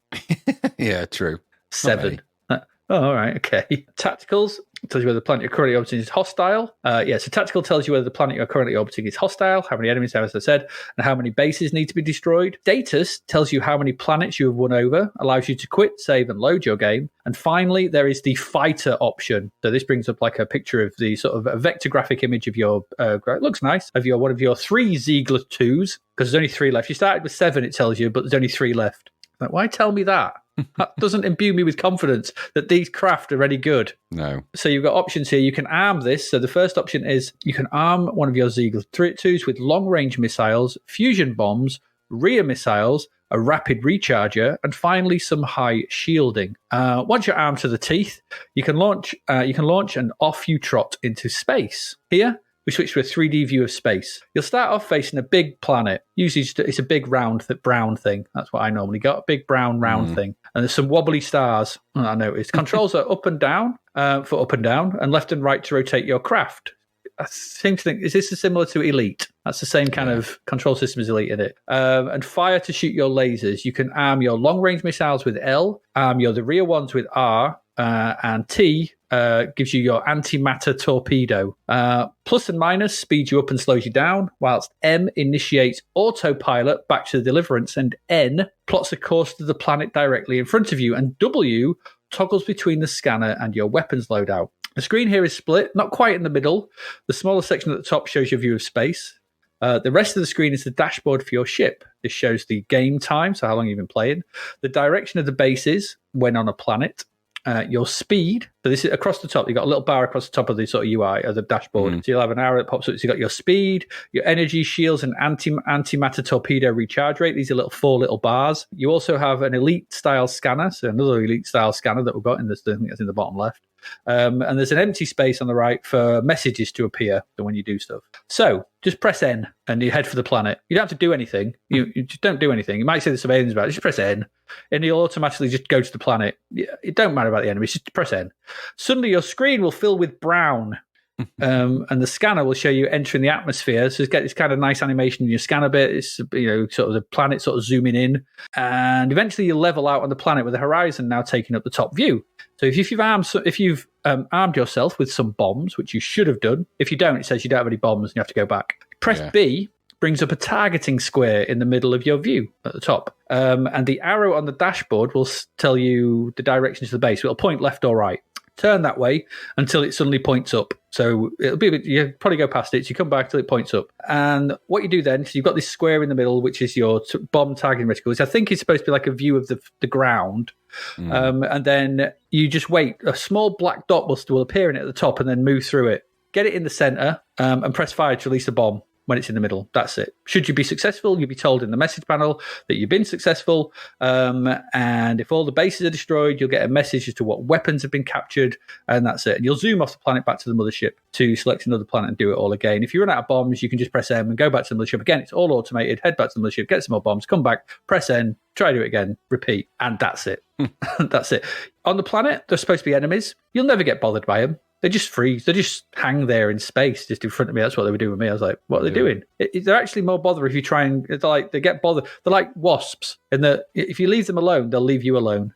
But if you go after them, they'll get annoyed. So I think just leave them alone. Just leave them alone. Yeah, all right, whatever it is. So there are some nice technical elements to this. The onboard computer and displays as you load up and pick a system and they're really nicely done. I really did like how that whole system worked. Once you get used to what each option does and you can zoom in, and it's an early version of, there's an early crossover here sort of thing. So it's an early version of something like the galaxy map in Mass Effect. It's that, because you've got little dots, that's the map. You pick which one, you go to that system. There's no or anything, but you just go to that system. Then you can bring up what planets are in that system, and then you can click on that planet, and then you go to that planet, all different. So in that respect, you can see that Mass Effect sort of angle there. Yeah. There's also the option, the transition from space to planet is seamless in that you press M, once you get close to it, it's like boom, it fills with brown, then you sort of come up. There's no sort of cut load or anything like that. No different sort of thing. It just happens. And the sort of little animation that you get that you zoom into the planet and think it's nice. Some really nice tech here. And that reminded me of something like No Man's Sky and things like that, and the Star Citizen and that way down the line, which do that sort of when you go into a planet's atmosphere and then you zoom in and you start zooming across and then you land and there's all that sort of thing. I don't think we've ever seen it done on here. I think the closest maybe was Rescue on Fractalis. Did that have you going from space to Mercenary to the did, I think. planet? I suppose Mercenary does right at the very beginning, but it's a one-off thing in it. I suppose this does it repeatedly is what I mean. So yeah, Mercenary, but not this is kind of a bit more, there's more to it. There's different coloured planets as well. So yeah, but of course that's it. There's nowhere near, it's not as good as No Man's Sky, but it's ambitious, and you've got the space fight and all that stuff. The rest of the game though is just dull because there is no game. The enemies are pointless. I found that just ignoring them, as I said, left them hanging there in my window. I just drop bombs on the bases and clear planets easily. You don't really have to navigate anywhere. You just press N to head to a planet, B to arm and follow an arrow, and then M to head back to the mothership once you've blown everything up. There's very little for you to do in this. If you want to sort of play around with the enemies, you can just arm a long-range missile. It'll automatically lock on. You can fire and they'll blow up. No challenge. There's nothing you can really do. You get loads of everything as well. Maybe as it gets on later, I don't know, it may get harder. I just found it got really boring really quickly. There's nothing here that gets the pulse racing. An attempt to automate this game, the player agency has almost been completely removed. And with it, any chance to engage the player and make them feel like they're in control. It may open up as it goes on, but I played it for quite a while and it just doing the same thing over and over again. That wasn't the case in the original Ace, nor in Ian Martin's other, technically decent game, but was a bit short. That Skyrunner that he made with the sort of really cool 3D effect and sort of Return of the Jedi style speeder bikes. This feels like a lot of very clever tech with the game removed, and what could have been an interesting evolution of games like Star Fox and things like that.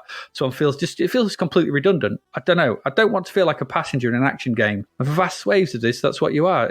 It's not quite Arse 2088, which is what I was going to call it, but it's not far off. It's pointless. It's just empty. It's agencyless. 2088. You're just manning a ship and then pressing some buttons, and Absolutely. I wanted a bit more action and chasing stuff down on the planet and things like that. And if you'd have got the dogfighting of Ace in here with the going from planet to planet and taking down enemies and bombing stuff, so there's an exciting game here. It's just been stripped away by the need to let me control everything.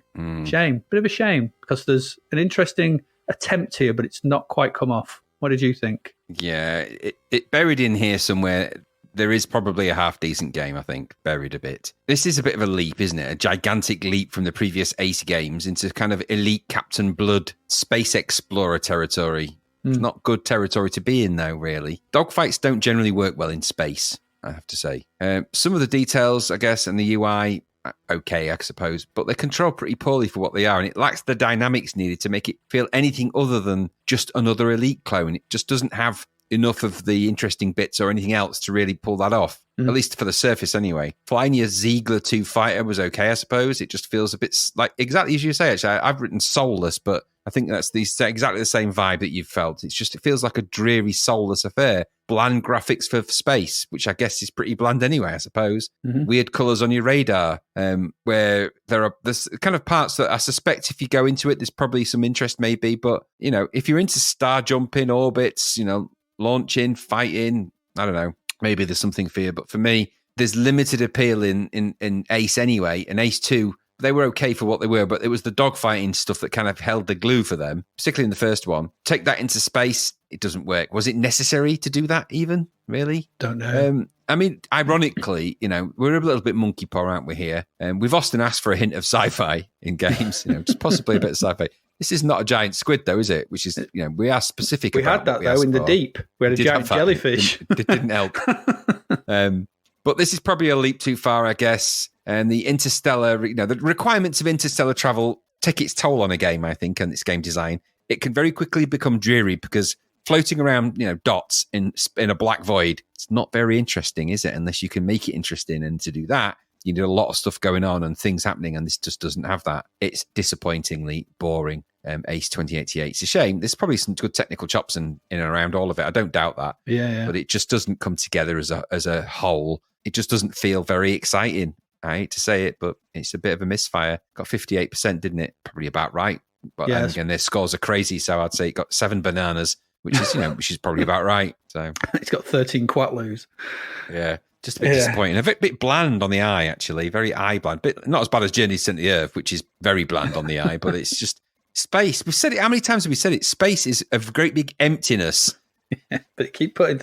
Well, it's easy to make it look like space, though, isn't it? Well, but remember years ago when we're teaching video game environment design, and we said, look, the category 1 mistake that everyone makes when they first get the Unity or first get Unreal, actually, perhaps more than Unity, is that they build these giant warehouses and then just wonder why they put loads of barrels and things around the edges and stuff like that, and then they end up with a great big massive void in the middle and go, oh, look, this is my level. It's like, there's nothing in it because you created a giant empty space and that requires filling, and to do that, you're only going to fill it with objects. And this is exactly the same. You make a game about space, you better fill it with interesting stuff because otherwise it's just space. Space is famous for having nothing in it, really. It is. There you go. That's my 2 pennies worth. Bit of a dreary old thing, this. Yeah. Shame, really. Game could have been all right, but it wasn't. And there we go. That's our last game. Or is it? Is it our last game? Is it? No, it's not. No. Because we've got a little bit of a sojourn. We don't normally do this. We don't normally do sort of re-release things. However, also reviewed in this issue of Zapped was the $2.99 re-release or remastering, I guess. This is almost like an early remaster. It is really. And we got Heavy Metal Paradroid was reviewed in this issue. So because, what's there been? I mean, there's been a few good games, Silkworm, Bomb Fusion, Run the Gauntlet last week, but not much this week. We just thought we needed something to cheer us up. Yeah, we did. So we played some Heavy Metal Paradroid and thought we'd just actually remind ourselves just how good it was. And how did you find your... as soon as it turned on and it sort of I'd never played this version, and I looked at those graphics and that's quite nice. It's quite a nice way of doing those heavy metal stuff. And as soon as I got into the game, I could tell that it was because he did that other re-release, didn't he, which had smoother scrolling, so it's incorporated that. The competition version. The competition. So this felt smoother, better. And as soon as I started playing it, I was like, oh my God, why aren't games this good anymore? Why? Yeah. Why? Yeah.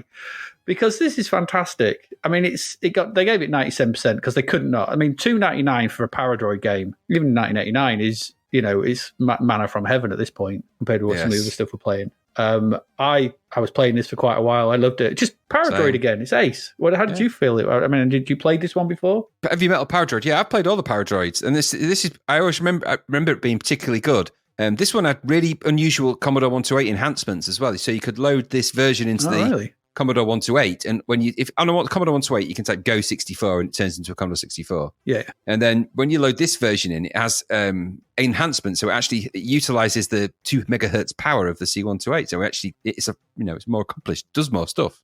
Oh, cool. Clever that. A couple of games did that, but this one definitely did that. And how did I feel about playing it? Well, the first thing, I was relieved because it came along to school every other game we've played for this episode. Yeah. That, a game built, when was it? In 1985, was it? Original Paradroid came out? 85, yes. Game, and this is graphic enhancements in this version. So the scrolling and the few scrolling enhancements, everything else. This game runs at 25 frames a second, flat rate. That's what it does. Competition rate did that. And so this one does, even with the graphic enhancements. That's kind of impressive. It schooled every single one of the games we've played on how to do a game well. Mm-hmm. I mean, it's ridiculous that it takes something like Paradroid to do that, but it did. It was better in every conceivable way that it could be. Mm-hmm. And it was cheaper than all of them, I think, with the exception of maybe one. Yeah, but that was Speedzone. Exactly. I mean, what did I feel like when I was playing it? Well, I was, it's Paradroid, so I'm straight into it. I liked the graphic effect. Like you like the graphic effect. The base, it rounded the edges and added an extra dimension. Apparently, according to an interview with Andrew Braybrook, he said that the Heavy Metal edition came about when I was writing Morpheus. I wanted to see what a game made out of the curved metal graphics might look like. It was early days in Morpheus, and it didn't really have its own game system yet. So I did a 1-for-1 upgrade of the main spaceship interior graphics on Paradroid. It probably only took me a morning to do, but I was so pleased with the results that we put that out too. It ran at the same 25 frames per second rate as the competition edition. So he just did this to test something out in Morpheus, liked it that much, he made it into this game. You don't mess with the classics, he didn't. Everything else plays out like it should. But it's Paradroid. I mean, after all those crappy games, especially after things like Journey to the Center of the Earth, Speedzone, even the Renegades and Chicago 30s, it just came along and was just like a great big foot stomp from the past to say, you are doing crap. Do better. Do better. Do better. And the thing with... You need to. Yeah, and the thing that I sort of realised when playing this was like, I mean, we always like the design and the simpleness of the sprites with the numbers on and everything like that, but the way that they work in a sort of representation period sort of really plays into the C64 strengths, because the C64, it's these 8-bit sprites, with few colours and stuff like that. We've seen some nice sprites and stuff, but the way that these all work and they're instantly recognisable by those numbers is go back to it and you're like, that's such a clever idea. It's such a clever idea to have just numbers representing them, but the way they're drawn, the way they work, the health. We said it at the time when we reviewed it. It's an incredibly sort of well-designed, incredibly sort of engaging. You're instantly in. You know what you're doing. The mini game as well is still a joy to actually go through and play. It's so clever. It's almost a perfect game as far as I'm concerned. Paradroid. It is, and this time I took more of a mental note because I played this game so much over time.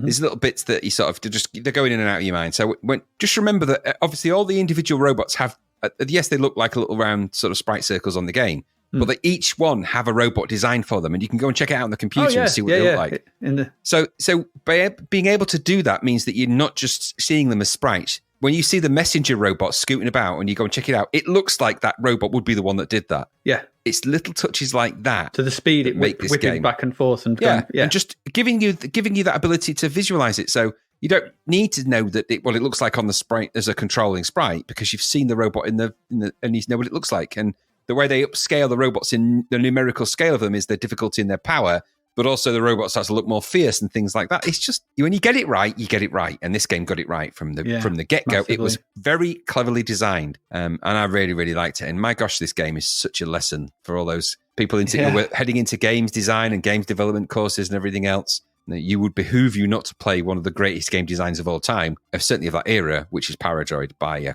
country mile. Yeah. Even down to like the not risk reward, but the recharging cost you points. So it's that, if you're score chasing, you want to check as little damage as you can, because do you risk not lowering your score and try and quickly find something to more to take over, or do you actually know I'm nearly dead, I need to power back up, but then that costs you points, so your points go down, so you're playing against this high score low score mentality and all that. It costs you points to recharge, but they work in a way because everything it's so good. It's just so good. It's brilliantly clever.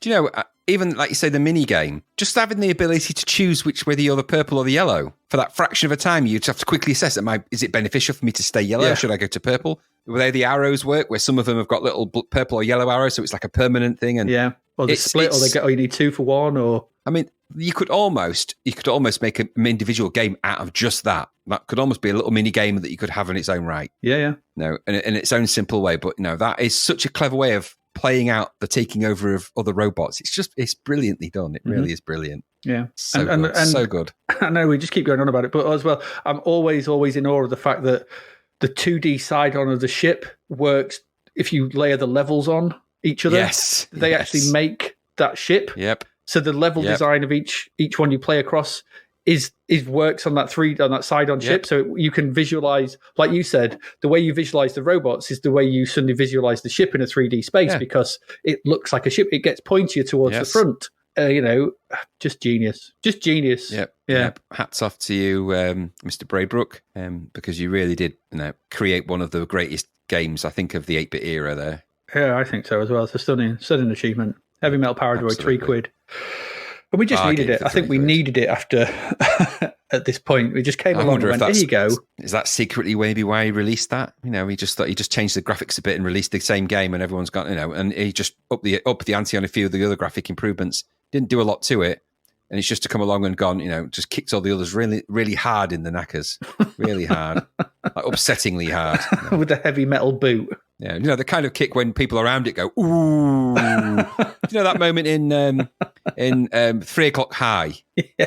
When he gets kicked in there and he kick that guy, he tries to run into the fight at the end and he gets kicked and just goes, everyone go, ooh. And just, so his eyes go boss, he just sort of slumps to the side. Now, if you don't know what I'm talking about, 3 O'Clock High is a movie. Go and watch it because it's brilliant. And you'll know the bit when you know. When you know, you know. When you know, you know. There you go. There we go. Cheered us up. Heavy Metal Paradroid. Nice. Game of the week. Game of the month. Whatever. Oh, there we go. Right. Okay, what have we got next? Well, Graham, we have some crap verts to look at. We do. I don't know what to make of this. Because... Is that really called Deja Vu 2? Lost in Las Vegas. Is that like the stupidest name ever? Deja Vu 2. A sequel to Deja Vu. I mean, it's a beautiful irony. Have I played this before? What is that? What is that? But what is it? What is it? I'll leave you to describe what you're looking at, because I've seen it. I mean, the game's called Deja Vu 2 Lost in Las Vegas. So there's an image of the Las Vegas Strip, or at least the old part of the Las Vegas Strip, which is a photograph, a bad photograph, but a photograph nonetheless, I think. Mm-hmm. Then you've got a white. Who is that? It's an image of a person. It's like a statue. So it's like they've taken a picture of a statue. They've put some kind of inside shading on it. So they've shaded the inside, which is a tragedy, really, to do that. And that's just hovering in the middle. So I don't know what. It's like a stone carved face. But I don't know what it's about. It says play it again, Sam. So I guess it's something to do with what I can't remember what film Play It Again Sam is from, but that isn't It's anything to do with Vegas. It's Casablanca. Yes, it's nothing to do with Vegas at all. No. It's to do with a bar in, Sam's Bar, I think it's even called, anyway. Yeah, but it's nothing to do with that. So that's and it's Mindscape is the logo at the top right, which is the classic 3M logo of theirs. The Play It Again Sam typeface is completely different to the Deja Vu typeface, which is some kind of, it's the sort of thing that kidnappers. It's a kidnapper's typeface, really, but kind of a newspaper clipping typeface, but with a blue drop shadow. It's not only that it's got a stroke on it. I nearly had a stroke when I looked at it. Underneath that, you've got the Lost in Las Vegas writing, which is a different font again, and has a trademark on it for reasons that nobody will ever know. No one knows. And then at the bottom, you've got ICOM, which is, I'm guessing, something to do with who made it. And then down in the bottom left-hand corner, a picture of an attacking dog, I think. Yeah. I don't know what it all means. I don't get it. I don't know what that means. I don't understand. It's one of those things you look at, the more you look at it, the more it confuses your brain. Yeah, it doesn't make any sense at any level. It took me a while to think, do I put this in as a crap version? The more I studied it, I went, I can't not, because I don't get it. I don't understand one element of it. Why has he got to play it again, Sam, like he said, which is from Casablanca, but this is about Vegas, and what is that cutout in the middle? The blurb there says, welcome to the world of Deja Vu and to Las Vegas, the city that never sleeps. Isn't that San Francisco or LA? New York, I think. Or New York, yeah. A city of excitement. Actually, you've already had plenty of excitement in the last 24 hours. You've been abducted by two thugs from Chicago, grilled by the notorious Las Vegas mobster Tony Malone, knocked senseless and tossed into a bathtub in a cheap Vegas hotel. It couldn't possibly get any worse than this, or could it? Trust me, that sounds bad enough to me. It makes nothing on that makes any visual sense. I mean, Vegas is the only thing that's the coherency there. Everything else is completely nonsensical. Nothing makes sense. I don't get why there's an attacking picture of a dog. I don't get it. It's in my brain. Well, let's leave Vegas and go on to our next one. What? Straight from the pages of the BBC drama company comes Mayday Squad with dear me, typeface nightmares. And three members of what I can only assume are Mayday Squad. He's got more bullets over his shoulder than you ever know. He looks like he's looking around because the guy to his top right has farted. And the woman with the headset on in the back left, he's just got like the gun I think we use for Haunting 3. Yeah. It's just some cheap crap. He's just holding a tube. Yeah. It's meant to be. I think it's meant to be some kind of high caliber weapon. I think it's the size of the bullets. Yeah, but those bullets wouldn't go in that. They're massive. They're like M16 bullets, aren't they? Or so shockingly, it looks to me like they've got actual para caps on their berets. So it looks like they're wearing British paras berets. Maybe. Which is terrible. I don't think that's that, because that does look like their badge, or it certainly looks like Royal Navy Marines, something like that, Royal Marines.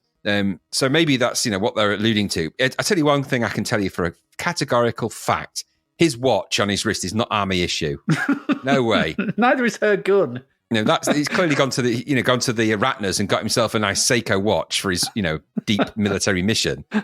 That isn't how you would hold a gun of that type either. That isn't going to work like that. Not very well. You're not going to be able to aim it very well like that. I also want to know why behind them there's just a door floating in nothing, because there's no wall. No, it's a spooky door. And then don't even get me started on the typeface. I mean, goodness me, they've got a chiseled metal type font at the top with they're cheese holes. They're not bullet holes, but they're meant to be bullet holes shot in it. And so Mayday has got bullet holes in it, badly done as well. Too many bullet holes. They don't look like bullet holes. And then the squad writing underneath that is completely different typeface. And they've used a lightning bolt for the little tick on the Q, which wouldn't work in that, because it's kind of a military stencil type. Just everything's wrong. And then to add to extra confusion, there's target reticules on there that are at the wrong angle.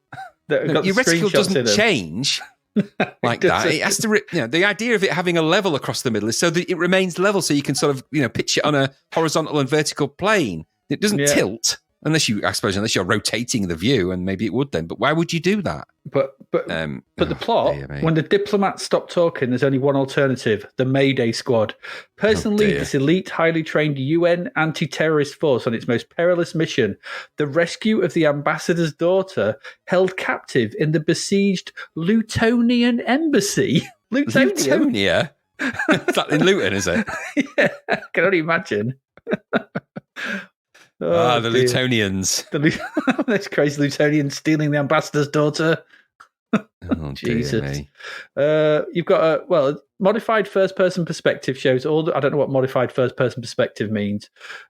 Shows all the blazing combat action as the Mayday squad battles the Red Legion in a life-or-death race against the Sunset Deadline. What?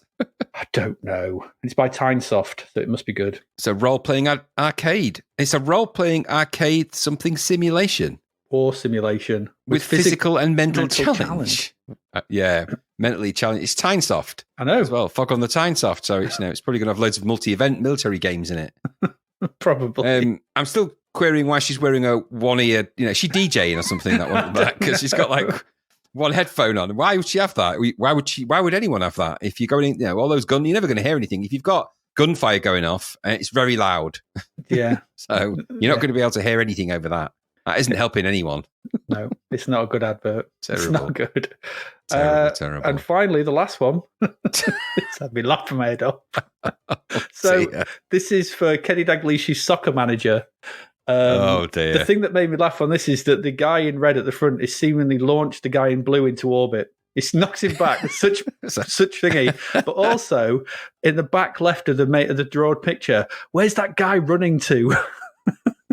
That's it. Is that enough? He's just running. He's just off. Oh my I'm Lord. bored. What is this nonsense? Kenny Dalglish's Soccer Manager. I don't mind the top. It's obviously got the Kenny Dalglish sort of signature. Soccer Manager. The O's in soccer's been changed for football. It's got that kind of sort of. No, it's kind of that sort of.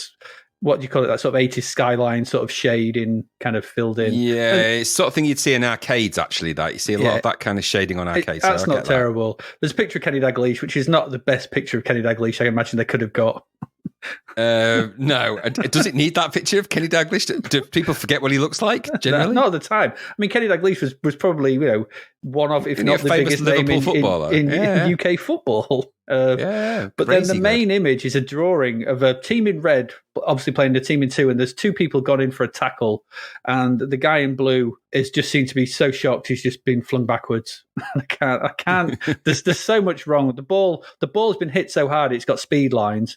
There's a guy in the background just running off somewhere, and there's two guys. One just I don't know what's going on with their legs. There's two in the middle. No, they're playing some kind of legsy, aren't they?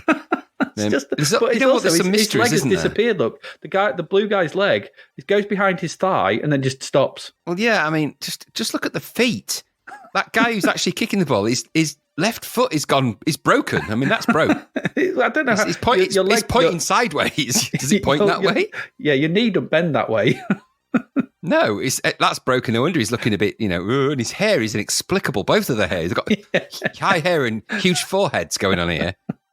Now the ball has clearly got string hanging off it because it's not blurry. It would be blurry. That would imply movement. So it's just, it's got water on it. I think that's water dripping off it. So it's obviously raining on the pitch. He's vibrating. I've noticed as well. They've both got heavy vibration as well. They've got sort of vibrating marks. And his arm is a kind of left wing. Really, it's into a sort of chicken wing.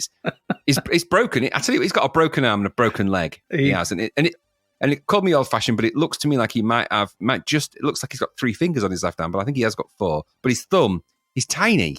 He's got a tiny little thumb. The right boot of the guy in blue as well, you can just see it poking down at the bottom there. I'm not quite sure what that is. It looks like his foot, but his foot's pointing backwards. His foot's pointing backwards, or it's just been bedded into the ground. Well, yeah, look at the red guy behind him between his legs. He's got a double foot. He's got one leg with 2 feet on it. So he's got a pod. He's got a monopod. Did Liverpool? I'm guessing the red guys of the Liverpool team. Did they play with a monopodic player at any point? Was that an advantage for them? That was the ill-fated 87-88 season, I think. Where they got the. I'm not saying that. Which we don't talk about. Any ability level, football is an amazing sport. People of all physical types and characteristics can play. And I'm not saying they can't. I'm just saying that in this image, there's a depiction there of a man with 1 leg and 2 feet on it. And that's got to be complicated for even buying the equipment for that. I just don't know where that guy's running to in the background. Everything's It's just off. Because those two are watching this tackle happen and thinking, oh, but he's just legging it. He's just running. He's paying no attention. I'm running. I'm off. What team is that in the blue, by the way, that they're against? Is that maybe Everton? Could be probably. It's probably Everton at Liverpool and Everton. Probably. Yeah, well, it's nondescript Reds versus nondescript Blues because we can't play for license. I'm not meaning to look at this. Is it me, or is the guy in blue? His balls are bulging really badly in his shorts, and you can almost see the crack of his leg crack. I'm trying not to look. That's quite high, isn't it? I mean, it's well drawn. That's probably what would happen. He's clearly ripped his shorts a little bit there, but that's a view up his. I'm almost looking at his dinner. I don't want to do that. That's why he's holding his hand up to block the image. Look, that's where he's got his hand up. His left hand's like, hey. Yeah, it does look. He's formed a fist, so he's clearly coming in to punch that guy right in the bum cheek. Just been fired backwards. He's going out the stadium. And Kenny approves. Look at that. He's got an approval face going on, and that is. They not have found you can tell that's 80s. It's that is 80s footballer hairdo, though, isn't it? They didn't care at that point. Nowadays, it's all about the hairdo. But this guy, it was like back then. It was the fringe can just go wild. Doesn't matter whatever the fringe is. It doesn't matter. It looks like his head looks a bit like a coconut. Doesn't matter. It's coconut hair. That's how I draw hair. That's how bad that is. Yeah. It's just a series of jagged lines. Yes, exactly that. Yeah. It was colouring in with the brown felt tip and it started to run out. That's what happened there. True. Oh, there we go. That's Kenny Dalglish's soccer manager. 3 good crapberts to end off May. Yes. Bit of cheeriness. Let's go and look at the chart. What's going on in the chart? Well, at number 10... down to number 10 is Operation Wolf. Okay. Down to number 9 is Afterburner. A new entry on the Kicks label is Supercycle. Okay. I was playing that again the other day, actually. It's really good. Up to number 7, Micropro Soccer. Yeah, down to number 6 is Vet Le Mans. Okay. Down to number 5. Yeah, down to number 5, sorry, is World Games on the Kicks label. That's an amazing budget game, that. Yeah, staying in at number 4 is In Crowd. The hell was that? It's a compilation. Compilation, right. Up to number 3 is Emily Hughes' International Soccer. Okay. Has that come up blue again? Has that gone back up? Or it's gone up from number 6, so I think it's, football season, it's best football game, that and Micro Soccer. Down from number 1 to number 2 is Dragon Ninja, and up to number 1 from number 2 is RoboCop. Ocean, they're having the most games for. They've got a few out there, but they've got a lot in that chart. Yeah, they have. Going downwards, and number 11 is Double Dragon. God. Daenerys in with a new entry at number 12. Werewolf of London, Mastertronic, new entry at 13. No. I don't know what that is. Is that based on the 60s song? Maybe. Pro Ski Simulator at number 14. Tomcat, is at 15. Turbo Esprit, people bought it, is at number 16. We warned them. We warned them 30 years in the future. Unbelievable. We tried to. Chart. New entry again, there's the Double. Still waiting for that to load. Yeah. Up to number 18 is Batman. Surprised that didn't do better. But Batman wasn't that big back then, there was it? That's the thing we have to remember. Yeah. Not until later this year does Batman become a big deal. Down to number 19 is International Rugby Simulator. And finally, down to number 20 from Encore Commando. Okay. There we go. That's what's going on.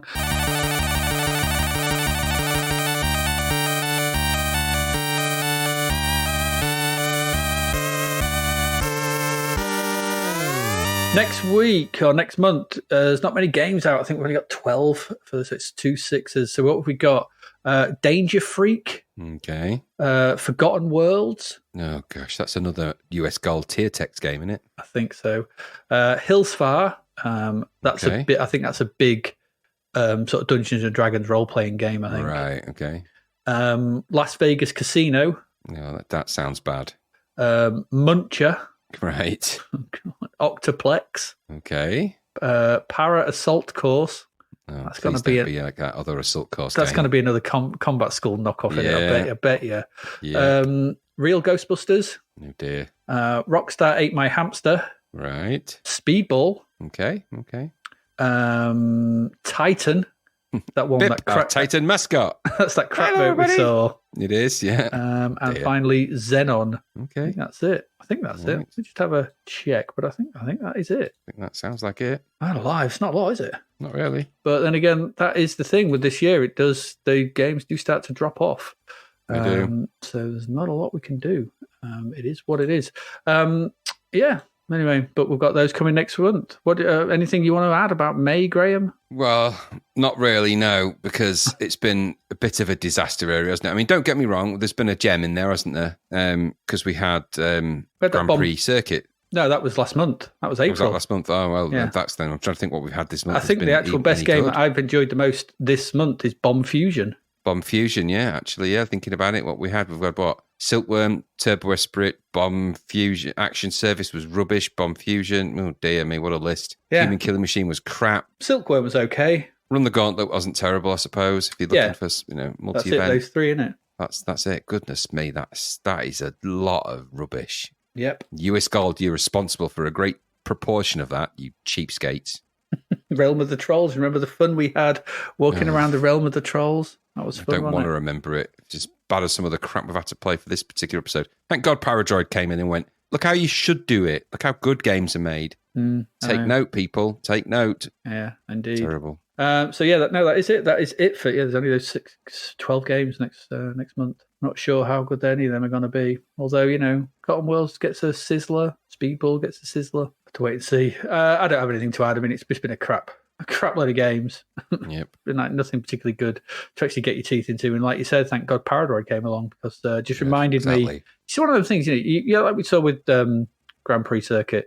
You just come along, you get Heavy Metal Paradroid, and you're like, oh God, this is what they can do. Stop trying to ape the Amiga. I think it's really annoying at the moment that we're seeing these. I know it's the time sort of thing, but these 16 to 8-bit D-makes like Roger Rabbit, and so many of them we're seeing that Pteropods and Journey to the Center of the Earth.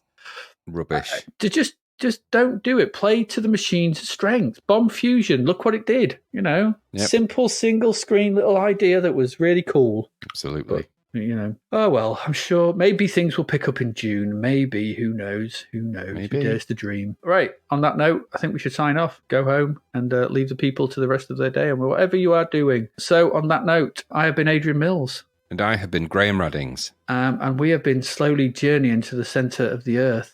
And hopefully we may come back and you'll see us again next week. Goodbye. Thank you for listening to the Zapped to the Past podcast. We hope you enjoyed our deep dive into the world of Commodore 64 games, as well as the music, films and TV from around the 1980s, driven, of course, by the issue of Zap 64 magazine published at that time. We will return with a whole new batch of games and stuff to talk about next week. Until then, if you want to listen to or download previous episodes of Zapped to the Past, and why wouldn't you, they can all be found on our website at zappedtothepast.com, as well as being available on Podbean, Apple Podcasts, Google Podcasts, Spotify, Deezer, Audible, Player FM, and, well, pretty much anywhere where we can upload them. By the way, we do always love to hear from our amazing listeners, so if you'd like to contact us about anything in the podcast or beyond, you can do so by emailing us at zappedtothepast@gmail.com. We're also active on Twitter under @ZapTother, as well as Facebook, Instagram, and most social media platforms. Just search for Zap to the Past and you'll find us. Oh, and if you like the podcast and what we're doing, please do like, share, review, rate us. It really helps. Something, apparently. The Zap to the Past podcast is written and produced by Adrian Mills and Graham Raddings and recorded at Flaky Bits 2.0 Studio. All opinions expressed are those of the writers, and while we indeed love Zap 64 magazine, the Zap to the Past podcast is not affiliated with it in any way. Stay safe, see you next time, and remember, we play these games so you don't have to.